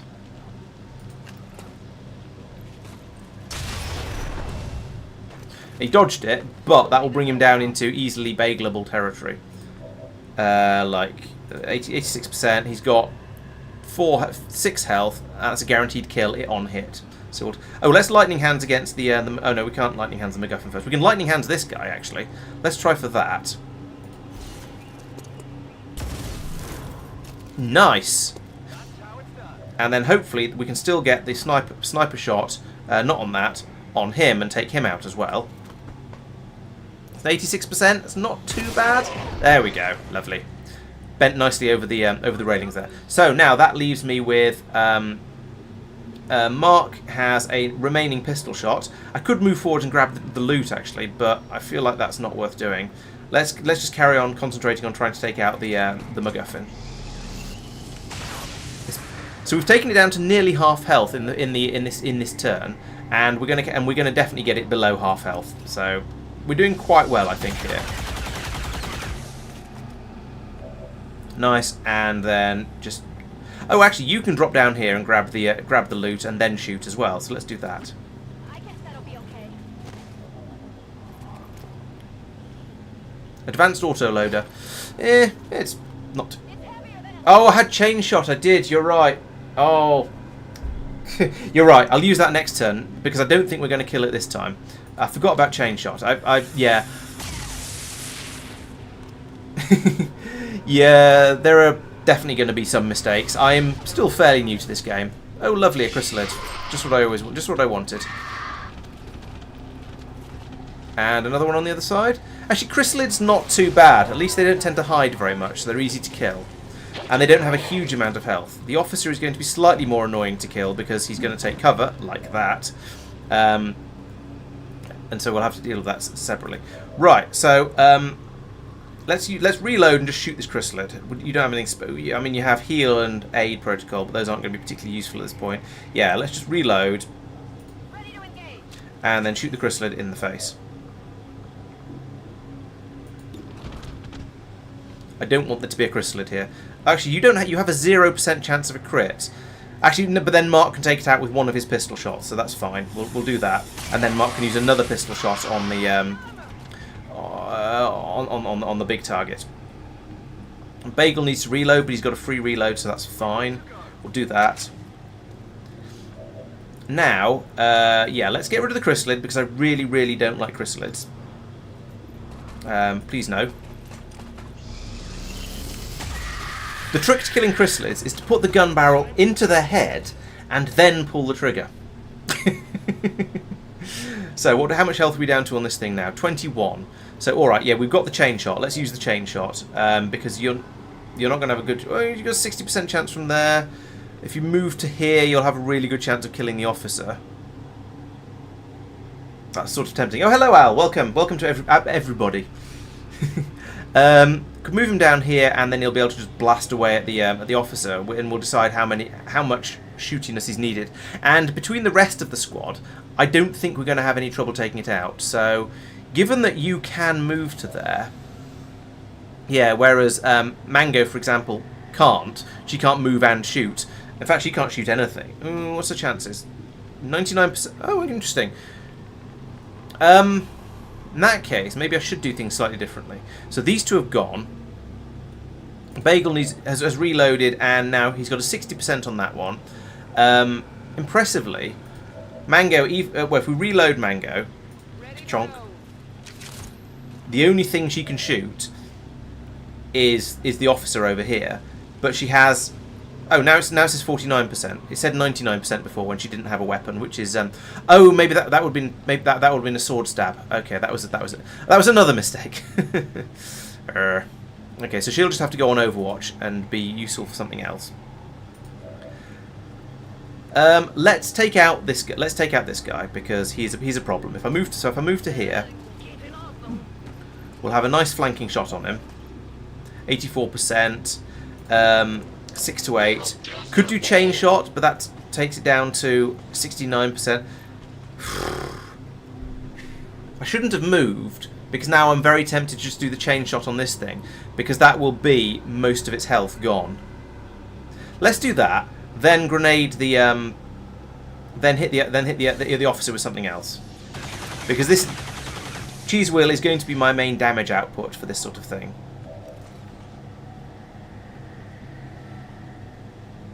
So that's now down to 7 health, which is basically 1 sniper round away from death. Who have we got? We've still got Beth, we've got half a Mango, and we've got Bagel, and we've still got some of Mark as well. So he can't move, because if he does, then he won't be able to fire his pistol again. But he can still fire his pistol. So okay, so he might take this out. He can't do anything else this turn apart from Overwatch, so let's just do that. 6. So it's 1 health point left. Oh, that sucks. Okay. The XCOM 2 character generator, you can download it from Steam. It's called the XCOM 2 Propaganda Center. So you can have a propaganda at it. Now, I've been saving Banish to use on the Chosen, but would it be wrong to use it on this officer down here, just because I would really quite like him to be dead? And he's going to be a slightly... And we don't have enough damage output to kill him otherwise. Because if I shoot him normally, we're only doing 4 to 5 damage. Actually, I'm not going to be able to kill him even with 3 shots. Maybe... I think I need to buy the upgraded Ranger rifle as well. But I'm not sure why I haven't got that yet, actually. That would have been a good idea. Oh, well. Sorry, upgraded Reaper rifle. Oh, dual strike. Good point. I forgot about... You see, I'm not used to having all of these toys. I keep forgetting about these things. Unfortunately, my people with dual strike have already had their turns because I didn't think of it. Yeah, I've got all of these novelty tricks up my sleeve, and I just forget about them all. Yeah, exactly. But all the people... Oh, or I could give a teamwork action to... So Bagel could give a teamwork action to Mark. That's not so useful because he's just over here. We'll be able to use him to finish off the sarcophagus, but other than that, not so useful. We've got Beth could give a teamwork action to Persistent, who is down here. But then she'd be able to run out and take a...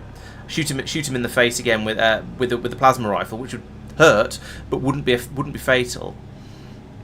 But that's a blue action, so we could give... Yeah, if we do that, Persistent, are you in a position? Yeah, you can see him. All right, let's try and concentrate. Let's try and concentrate fire. So we'll get Beth can give Persistent another action with lots of emphatic pointing. Persistent can then take an 82%er against this guy, which will hopefully knock off about half his health. And if we take enough... or alternatively she'll miss and take off a 10th of his health. Yeah, exactly. Yes, I know you only need a chance. You only need an action on one character, but all the people who've got bondmate, all the people who have sufficiently advanced bonds have already gone. So I can't use dual strike because all my people who have dual strike have already used all of their actions. It's only 60%, but it's Oh, got a hit there. Good.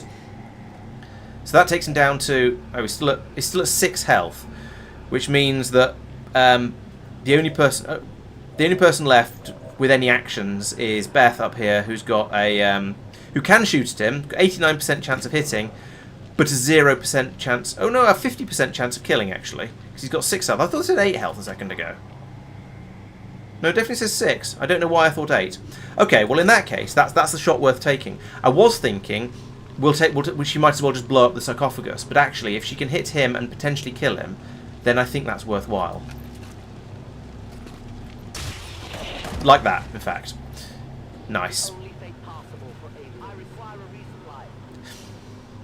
So, who are you, Mango? Who are you teamed with? You're teamed with Cheese Wheel. Okay, right. So we'll do that. We'll use the advanced. We'll use teamwork again, and this means that now Cheese Wheel can now take it. Oh no, she can't because she hasn't got any ammunition left. Can we frag this thing? Yes, we can blow it up with a frag grenade. I mean that's exciting and a nice exciting way to finish because she's got an empty gun, so she can't just shoot it, which is a bit of a shame. But I'll take this. Boom.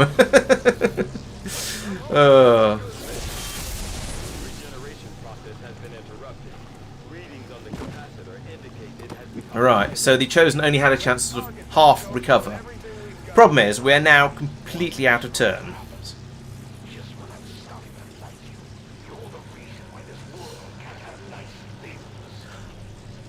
On the... Oh no, maybe we've got another turn. No, it's the start of a new turn now. Awesome, even better. I was thinking that maybe I should have left it, and then we wouldn't have had the hunter back until we had a turn, but then we'd have spawned in some more enemies, so it would have been even harder.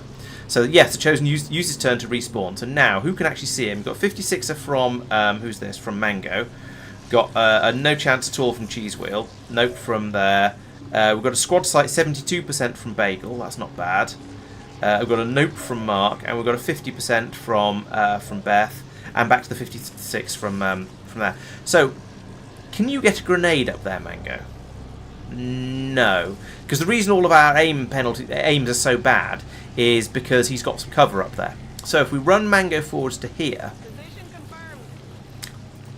and then do some pyrotechnics up here. I mean, this will hurt him as well, and it'll clear out his cover and make him a much easier target for everybody else.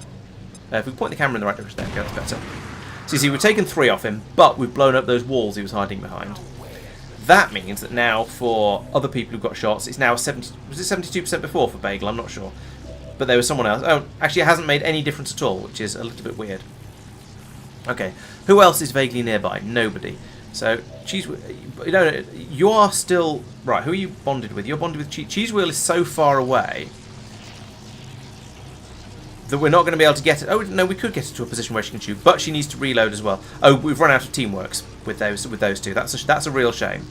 I guess we'll just reload and possibly Overwatch. He is behind that pillar, yes, but I was hoping that from strategic angles... Oh yeah, you're right, he's behind that pillar. We need to get somebody all the way over here in order to be able to get a good bead on him. That's a shame. Mark has a lot of buffs from his... from the Shadowcaster he's carrying, the novelty pistol. So let's bring him up here and see if that's given him enough of a range buff. Does he have lightning hands? He doesn't have lightning hands. He does have face... Ooh, Shadowfall, perfect. Pistol shot that's guaranteed to hit. That's ideal because he's only got a 47% chance otherwise.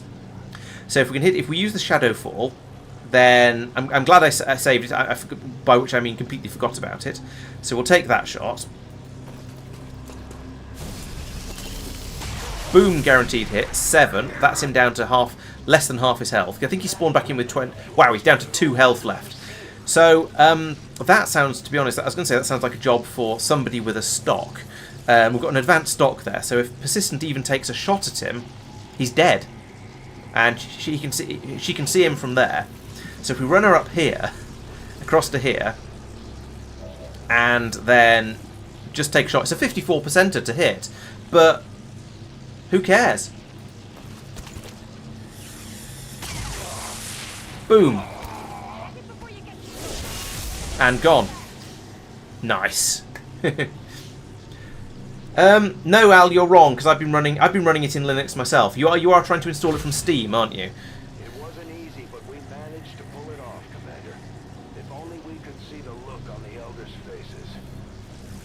Nice indeed. And wibble, wibble, wibble, and explode? No, just wibble, wibble, wibble. Phew.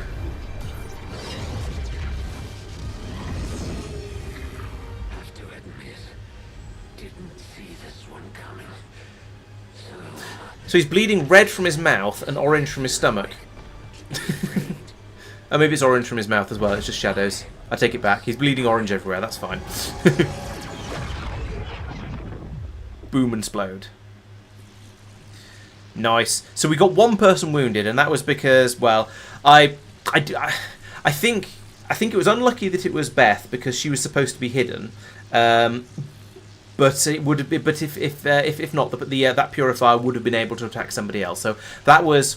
I'm not going to say it was unavoidable because I'm sure if I'd been a bit more tactical, then I could have avoided it. But still, I'm reasonably happy. Oh, okay, that's odd, Al, because as I say, it worked okay for me in Linux, so it's not a Linux problem, I'm afraid, it's a you problem. Make sure you've got Proton turned on and turned up to its maximum levels. It could be that, or maybe you're having some other sort of issues, but it could be that maybe you have to tell Proton to just try with absolutely every game, I don't know. Anyway, let's take a... no, let's have a look at the mission debriefing first, actually, because we've got... apparently Beth is too old for this shit, who knew? Experienced more grief, you say. Kill Stealer, ain't got time to bleed, so dealt most damage whilst wounded, fair enough.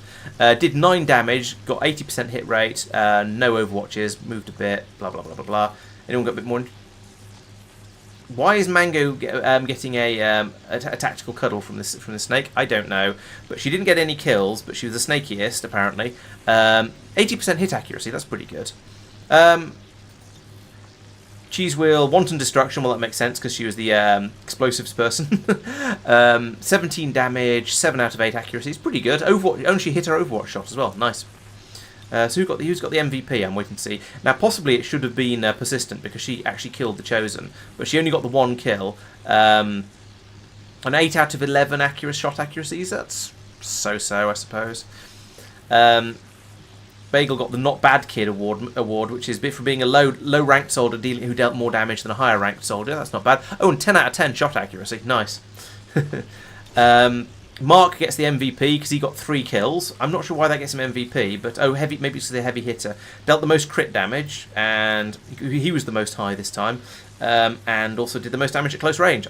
So he got 3 kills, 37 damage, 16 out of 16 shots hit. That's probably why he got the MVP. That's a lot of shots, and it's a lot of shots to get 100% on as well. That's very impressive. Although, didn't he miss a face-off shot? Maybe he didn't. I don't remember. Back, let's take a mission photo.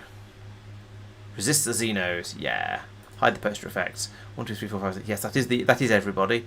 Did I do up or down last time? I can't remember. Let's do it this way.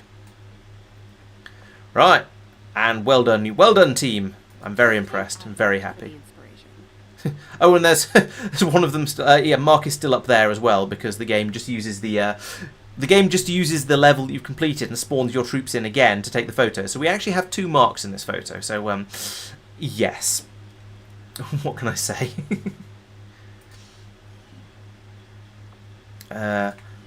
I shall investigate how the propaganda centre appears later, Al. But yeah, it would be nice. I've got 3 people left who need real faces. So it would be nice to get an extra one from you.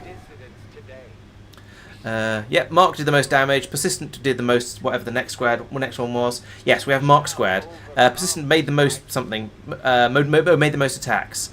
90% shot accuracy. That's not bad. Beth was the most under fire because she's the only one who got attacked, pretty much. Yeah, that's pretty good. I'm quite pleased with that. The enemies didn't get off too many attacks against us. I think we killed... In fact, didn't we kill everybody in the first... before they got off an attack? Except for that Purifier, and except for the Hunter, who wasted his time spawning in a Lancer who just got killed in Overwatch. Certainly, there weren't very many attacks against us, and so I'm pretty happy with that mission. Touchdown. Think we'll have got any promotions from this one? Probably not, because everyone was a very high rank already. Oh no, take it back. 2 promotions. So Bagel has come up to a lieutenant and Mark to captain. Nice. And we can upgrade their bond as well, which will be handy. Beth has been lightly wounded. She'll be better in 7 days. That's not too bad. They're all pretty tired, though, so I think I won't be using these guys for a little while. But yeah, that I think went quite well.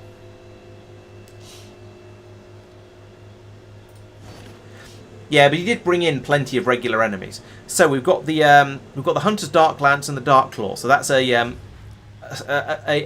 pistol of some form and a sniper rifle, I assume, of some form. So we'll give those out to the snipers next time we go out and see what they're like. And we've got an advanced autoloader as well, which is nice, I suppose, if we can find enough slots on a weapon to fit it to, and some miscellaneous corpses of stuff we've already seen. So that's pretty good. Oh, good. I'm glad the chat overlay is working. So it seemed to be much better for Factorio. I was worried that there were going to be bits at times when you couldn't really see the white through the through whatever was on the background. So I've made the background a little bit more solid. But that said, pretty much everybody who's watching, and certainly everybody who's talking, seems to be doing so on Twitch. So it matters a little bit less. But yeah, it's good. Good that you can. Good, those of you who are watching full screen can also see the chat as it's going on and see what I'm responding to. We are stronger by far when working together. Your skill is unquestionable, Commander. Well, many thought impossible. We've defeated the Elders Chosen. Well, one of them anyway. Great. Mango is shaken though, unfortunately, so she's going to have a little bit of a nap. I'm surprised one of them is shaken, but others aren't. If you know what I mean. So I'm surprised that just one of them was. I'm surprised it's not zero or all of them. Basically, is what I'm trying to say. But okay, sure. Maybe Mango had to try a little bit harder. I may have underestimated you, Commander. I just wasn't entirely sure what the big deal was. That's kind of terrifying, Sophia. I'm not sure how I feel about my face being almost life-size on your screen. It does almost make me want to make the webcam full screen, but I think that would be a little bit much for everybody, especially you. So, it looks like I forgot to assign a covert action before we went out on that. So that was a little bit of a mistake, but it was only a day or so, so I'm not too bothered about it.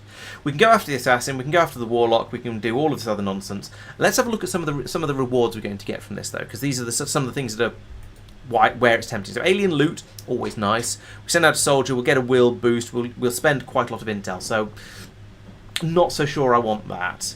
Over here, ability points. Now, 13 ability points. These are the sort of things that are going to start getting quite useful at this sort of point in the playthrough, because as you saw, I was going through. I went through and upgraded people as much as I reasonably could before we went out on that mission. But we, yeah, I was going. Oh, I'm not sure how much I want to spend because I've got a rather limited supply of them. But an aim buff is also quite useful. So I think that is very, very tempting. A drink is also very tempting. Yes, unfortunately, I don't have any booze here at the moment, so it'll have to be water. 1, 2, and if you play too many more of those, I'm going to have to go off and get some more. My posture's not too bad, but I'll sit up as well. Anyway, stretch. Yes. Hydration, actually, I think having the hydrate option there is a very good one because it reminds me that I should actually drink from time to time while I'm playing. Otherwise, I get very distracted. Yeah, so this very, very tempting to go for the ability points and the aim buff. A health buff, nice, but you know people don't get hit that much. So, and it's only a +1, so not quite so tempting. 94 supplies, again a little bit tempting, but it's going to take an engineer as well, which I'm a bit short of. Going after the Chosen, going after the warlock, additional mobility, quite nice, possible. Facility lead is another health buff and a facility lead, potentially useful. Yeah. Hello, Deco. Welcome to the stream, and welcome to Kick as well. It's not my the most popular of my stream platforms, but I'm very happy to see it growing. Put it that way. I could reduce the avatar project, and that gave me some dodge as well, which is nice. I'm not. Given we don't get a shot, I think I'm still leaning towards liking the aim buffs because the best defense is a good offense, as they say. So if I can kill the enemies quickly without them getting any shots off, then I don't need to dodge the shots. That's the theory. Yeah, I'm going to need quite a lot more people following on Kick. Unfortunately, I've been trying to ask people who are following me on Twitch or on YouTube already to go over and follow me on Kick as well. But I don't know how. But quite a lot of people don't have accounts over there yet, so it's going to be a little while. If I could get all of my followers on Twitch to go over there, then I'd be there very, very quickly. But it's probably not going to happen. Right, so where was I? Improved shotguns. Improving shotguns could be quite nice. Getting a +1 to all my shotgun damages. It'll get somebody a +1 to health. It's only 5 days, so that's sort of tempting. PCS, could get a PCS. So, somebody gets promoted. That's valuable. That's very, very useful. Because promoting majors to colonel is difficult. Takes a lot of kills. So that'd be very tempting as well. Recruiting an engineer would be nice. Another aim buff in there. There's quite a lot in here that I would like to do. Superior weapon upgrade, maybe. So, looking at this, that one is very tempting. That one is tempting. And that one is tempting. So we've got 3 that I would like to do. So what do you guys think? We've got a choice between going after the ability points, where was it? The upgrade, the improved shotgun damage somewhere. Where was it? Oh, here we go. The improved shotgun. Although that's only a breakthrough research, so it won't just happen. I'll have to research it as well. But still, having shotguns do even more damage would be very nice. Or going out and getting a promotion, and sure, I'll get a PCS as well. But most importantly, I'll get that promotion in there. So Madman says ability points. I'm inclined to agree, especially as it comes with that aim buff. Let's have a look and see who would be a good person to send out. So basically, everybody is struggling at the moment. Giving a grenadier an aim boost could be quite useful. Yes, okay, Sophia. Yeah, by all means, switch over to Kick. In fact, if you want to watch on all 3 platforms at once, I certainly won't complain. That would do wonders for a lot of my stats, I suppose. Yeah, actually, this is a little bit alarming at the shortage of people I have who I can send off on these missions. Let's send Ed out on this one, because I think giving him the aim buff will be quite useful, and then we'll send. Let's send Madman out with him as well. Who's Ed? Oh no, Ed is bonded with Mox. If I send both of them out, I will have nobody high up the rank tree at all, which seems like a bad idea. So let's send them out with Sophia. We'll send out a pair of grenadiers. What could possibly go wrong? And we will also get rid of the risk of having somebody wounded. Once that one's done, then I'll do the PCS and the breakthrough research ones, I think, because those will also look like very useful ones. And hopefully I've got a decent amount of time before the end of the month. We'll get the job done. Don't worry. My biggest worry right now is my soldier roster, though. As having just looked at it, we've got these 2 in bond training for 4 days. We've got Peter is wounded for 6. Mango is basically recovered by the looks of it. Persistent tired for 10. Tristan bonding for 4, tired for 9, and then it's just so if we have a mission now, it's going to be Mox, Tack, Warden, Mike, Madman, and possibly the nameless one down here at the bottom. 1, 2, 3, 4, 5, 6. Yeah, that's not great. But I kind of I feel like I need to. Yeah, but there's nothing I can do about it. We'll just have to wait. Hope that in the next 4 days, nothing happens, basically. Yeesh.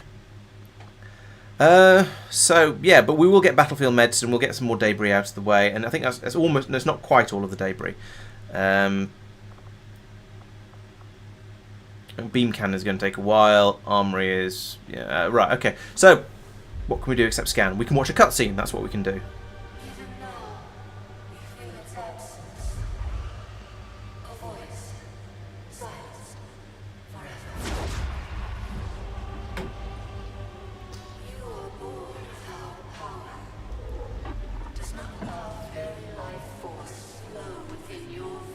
It's not very good life force then, is it?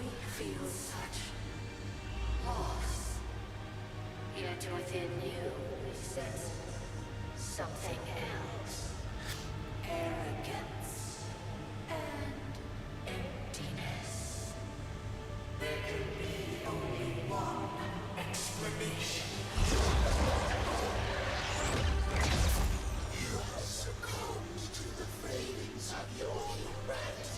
Oh, the humanity.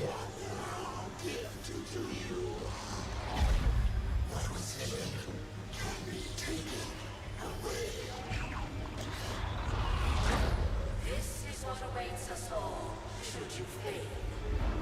Return their commander to us while time yet remains. It'd be handy if the elders would just strike them down and, yeah, destroy them for me. Make life a lot easier. But then I wouldn't be able to farm them for ability points. Oh, have I got the game volume too low? I thought I got them. I thought I'd set them about right when I started started the stream. But yes, there is definitely game audio. My siblings will do nothing to deter my advance. My loyalty to the elders is everlasting. I can turn the. I'll see if I can turn the game volume up a little bit.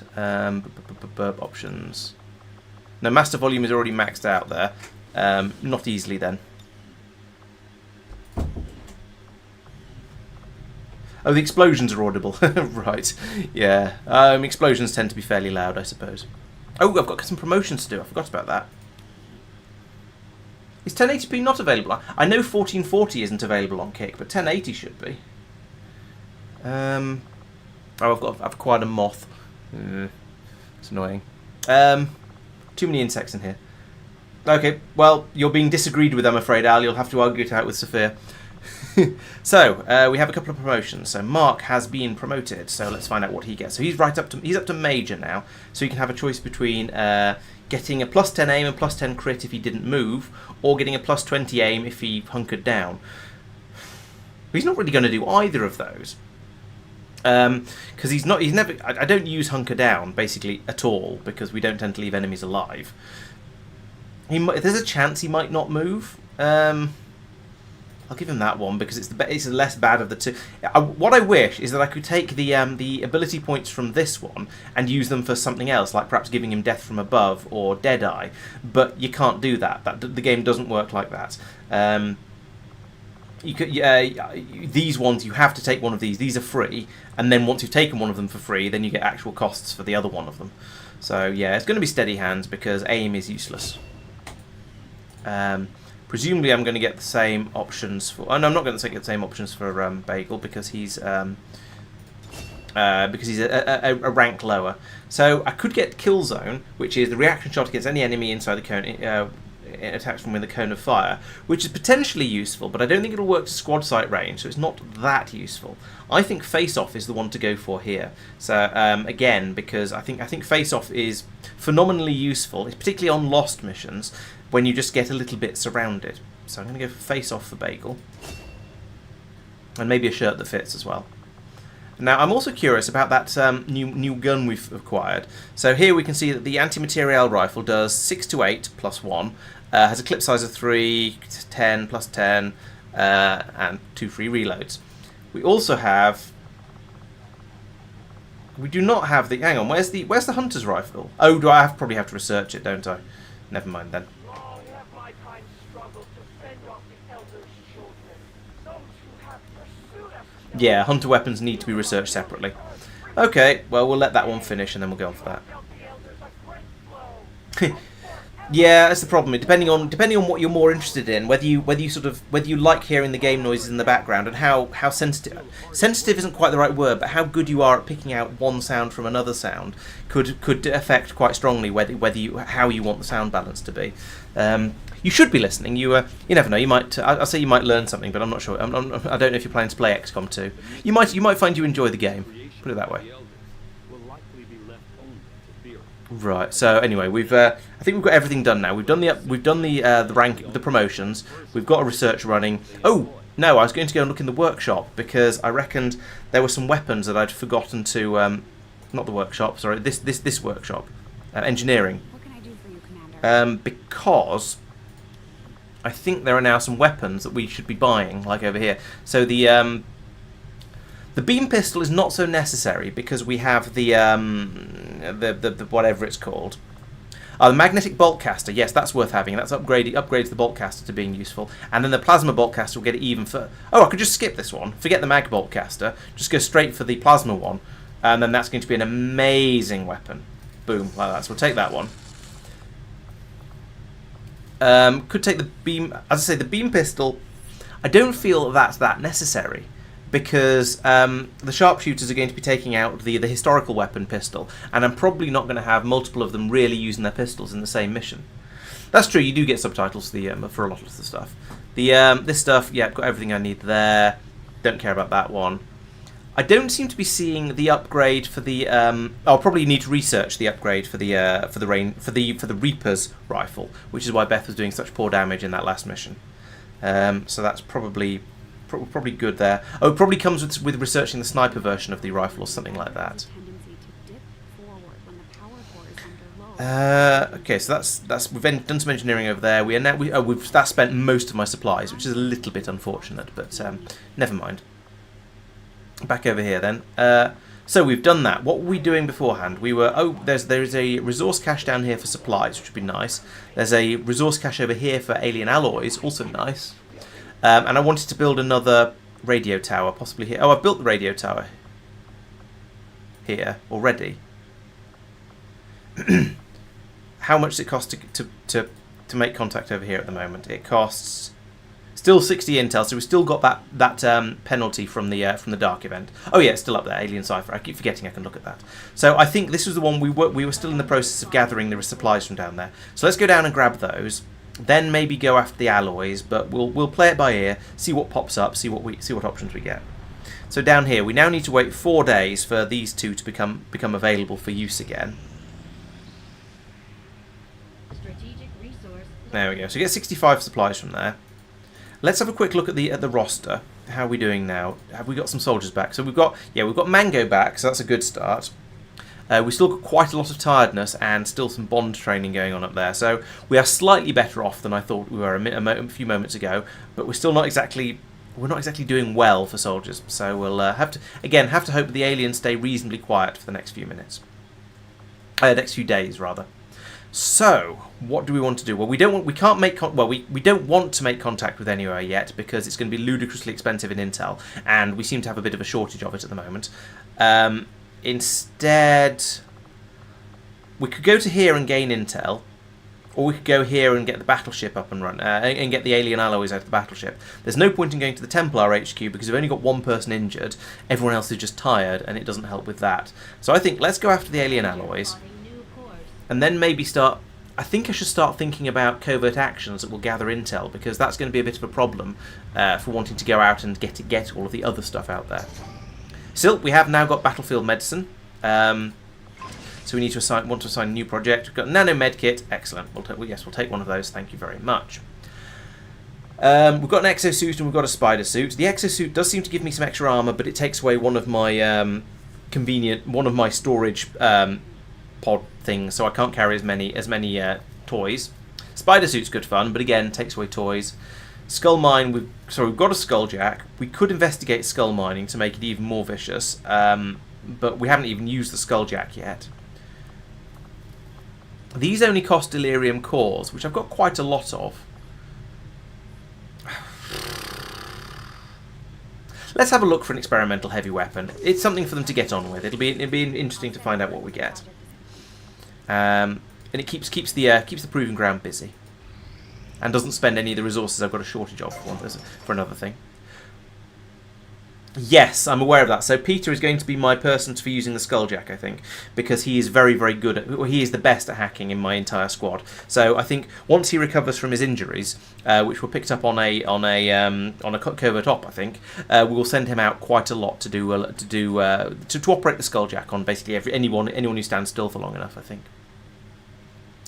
Okay, carry on. Let's excavate this one as well. So we'll put in one of my engineers.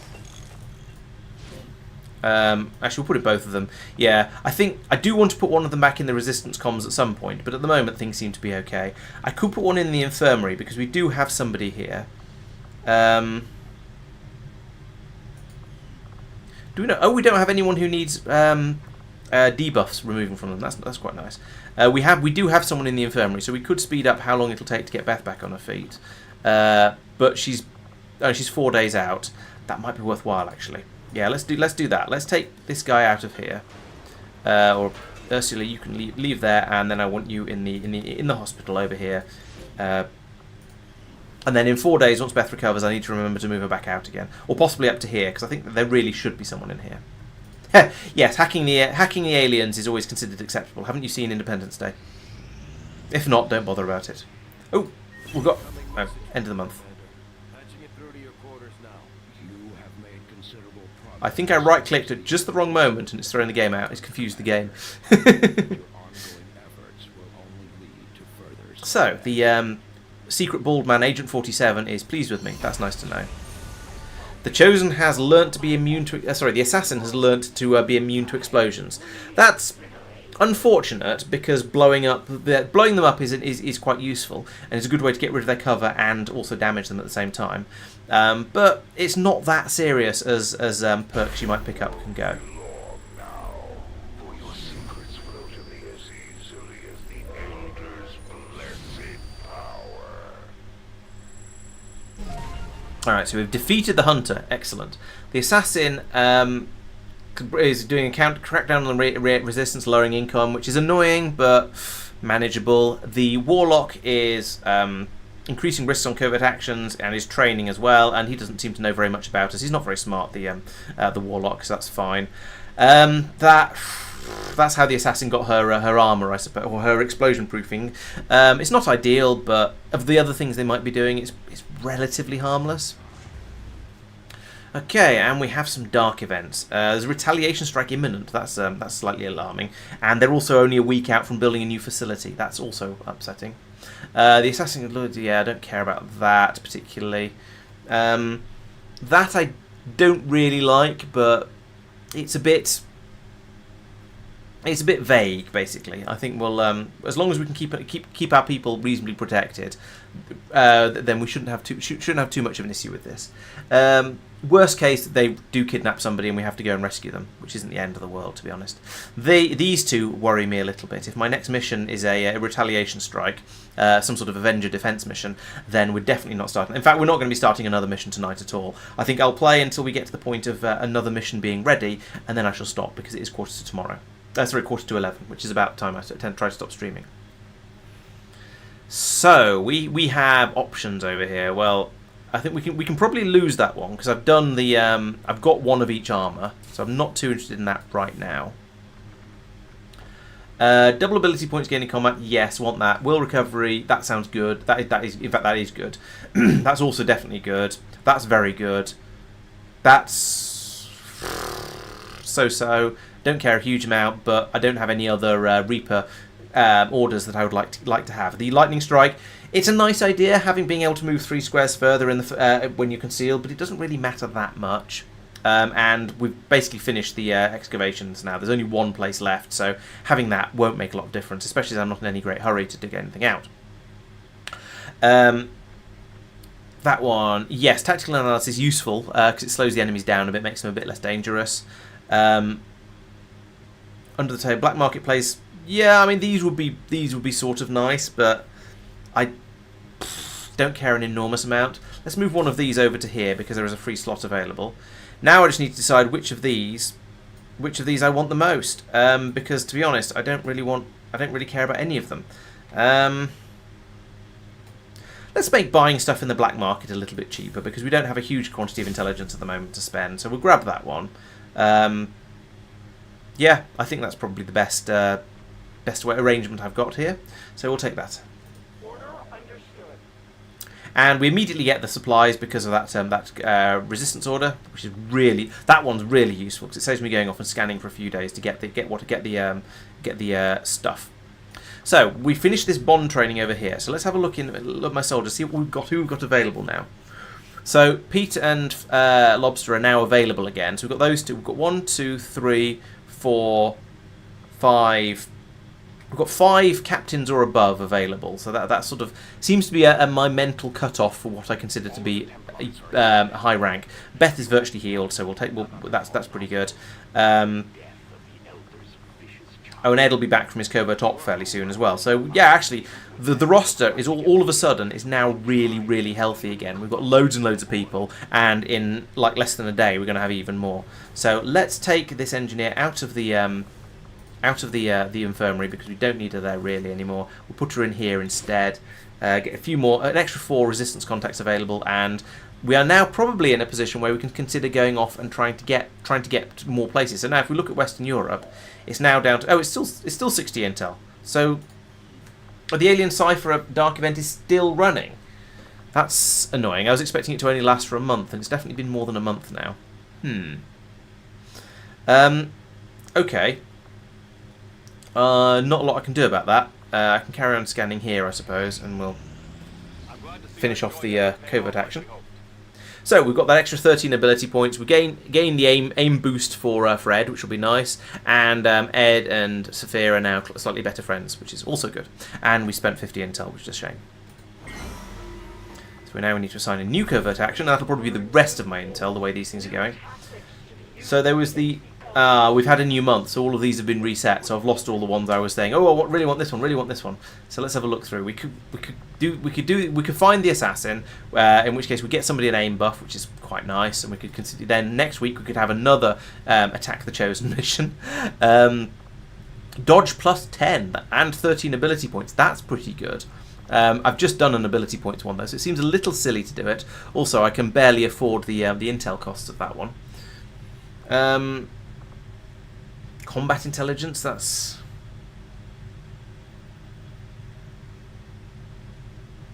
Who's that a reward for? I don't understand. Because these rewards are usually for these rewards are for the soldier you give them to. That's fine. These rewards are... I thought those were sort of more general ones. So they give you a superior PCS that you can then assign wherever you want. You can increase your region income. You can find the warlock, etc., etc., etc. So I don't quite understand how combat intelligence can be a, or does it? Maybe it levels up this soldier's combat intelligence specifically. That would make a certain amount of sense. And gather some intel here. It's 36 intel. It's not a huge amount, but it only takes 5 days, and we get a hacking boost to it as well. So if we're going to go and we start trying to use the Skulljack, that could be quite nice. We could recruit another engineer. I do keep saying I kind of want another engineer, and again hacking buff as well. Avatar project aim with an aim. Breakthrough research. What's this one? I don't care about that at all. But it would promote a soldier, so I care about that. Dodge, aim. What was that one? Mobility, more dodge, more dodge, more mobility, and even more dodge. I think we need intel at the moment. We need to go off. We need more intelligence in this run. So I think doing this one and probably sending in someone like, it's going to either be Peter or Persistent who we send in for this one, because they're the top end specialists, and it looks like it's going to be Peter because he's the he's the one who isn't tired. That'll get him an even better hacking score. He's already up at 79, which is pretty good. So we'll send him off to get that buff.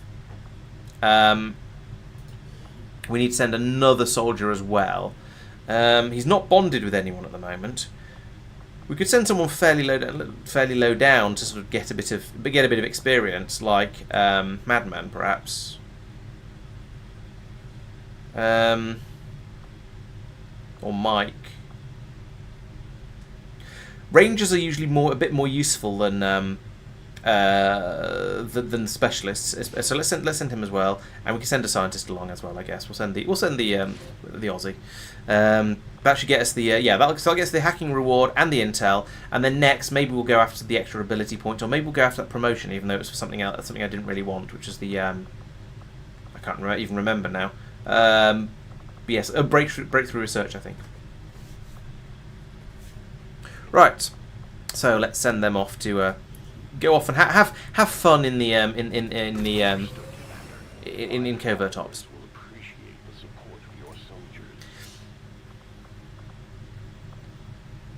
Okay, could assign extra resistance orders. Though I've assigned all the orders I want. Those are pointless. I don't care about them. Beam cannon will be ready in 5 days. That'll be nice, and then I'll probably have to buy it as well. But oh well. Bing. Right, so we get another 36 alien alloys from investigating this crashed alien battleship.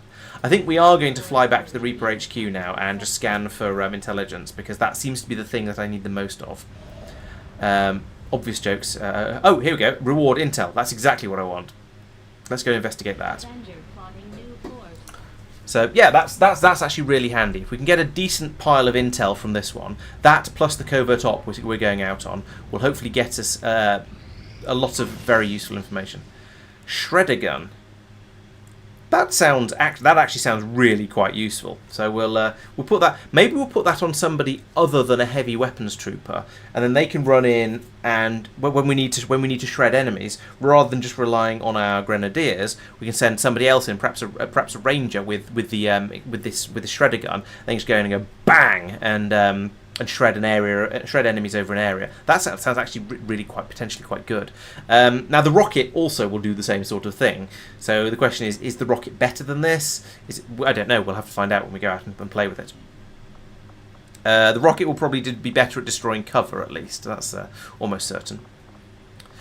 Is there anything else I want to do other than no? I think carrying on with this ominous glow is going to be the way forwards. Then. Yeah, maybe we should then make contact with New Australia in order to get the. How expensive is this? This is 120 intel. Bloody hell! Right. Okay. So it's a long way to the nearest radio relay. We could put one up over here. How much would that cost? 200 supplies to save 60 intel. Probably worth it given the amount of the way our supplies are at the moment. But let's carry on with this for the time being, anyway. Okay, so we have a retaliation. Okay, that's what it meant. It was a retaliation against the Resistance rather than a retaliation against the Avenger. So, okay, I'm not going to start this now because it's 5 to 11, and it's probably going to take me probably an hour or so to get through this mission, so it's going to be a bit too late. But so, thank you very much for watching. I hope you've enjoyed the stream. If anyone other than Al, or actually anyone including Al, actually wants to send in a new character, there are still slots available. So if you make a Templar character, then well, you can be a Templar because I have a Templar available. Same for the skirmisher. So Mox or Warden could be replaced with your character of your design. Or if you create someone of a normal style, then I'll replace the one person down at the bottom of the list with your character as well. So we can have any of those. What else is going on the channel? So today's Wednesday, so nothing happening tomorrow at this point. Friday and Saturday there will be the usual Factorio catch-up videos.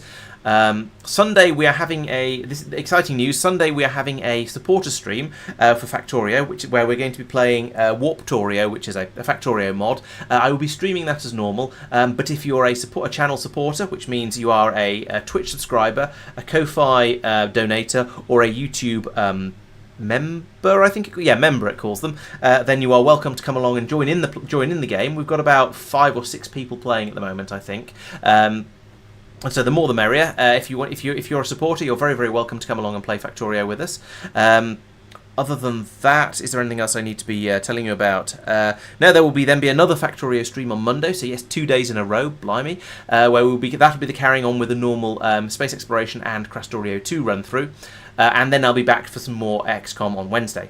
The week after, things are going to be a little bit different. There's going to be a bonus Factorio stream on the Thursday. Goodness knows when else schedule will change around a bit, and we'll be streaming Factorio regularly on Thursdays and XCOM on Tuesdays. So, advance warning, a couple of weeks off, but XCOM streams will be moving to Tuesdays. So, I hope to see you at all of the stuff I've been talking about. Thank you very much for watching, and I'll see you next time. And you're very welcome, Madman and Al, and everyone, and thank you again to everyone who's been here. And to those of you watching on catch up. Bye bye.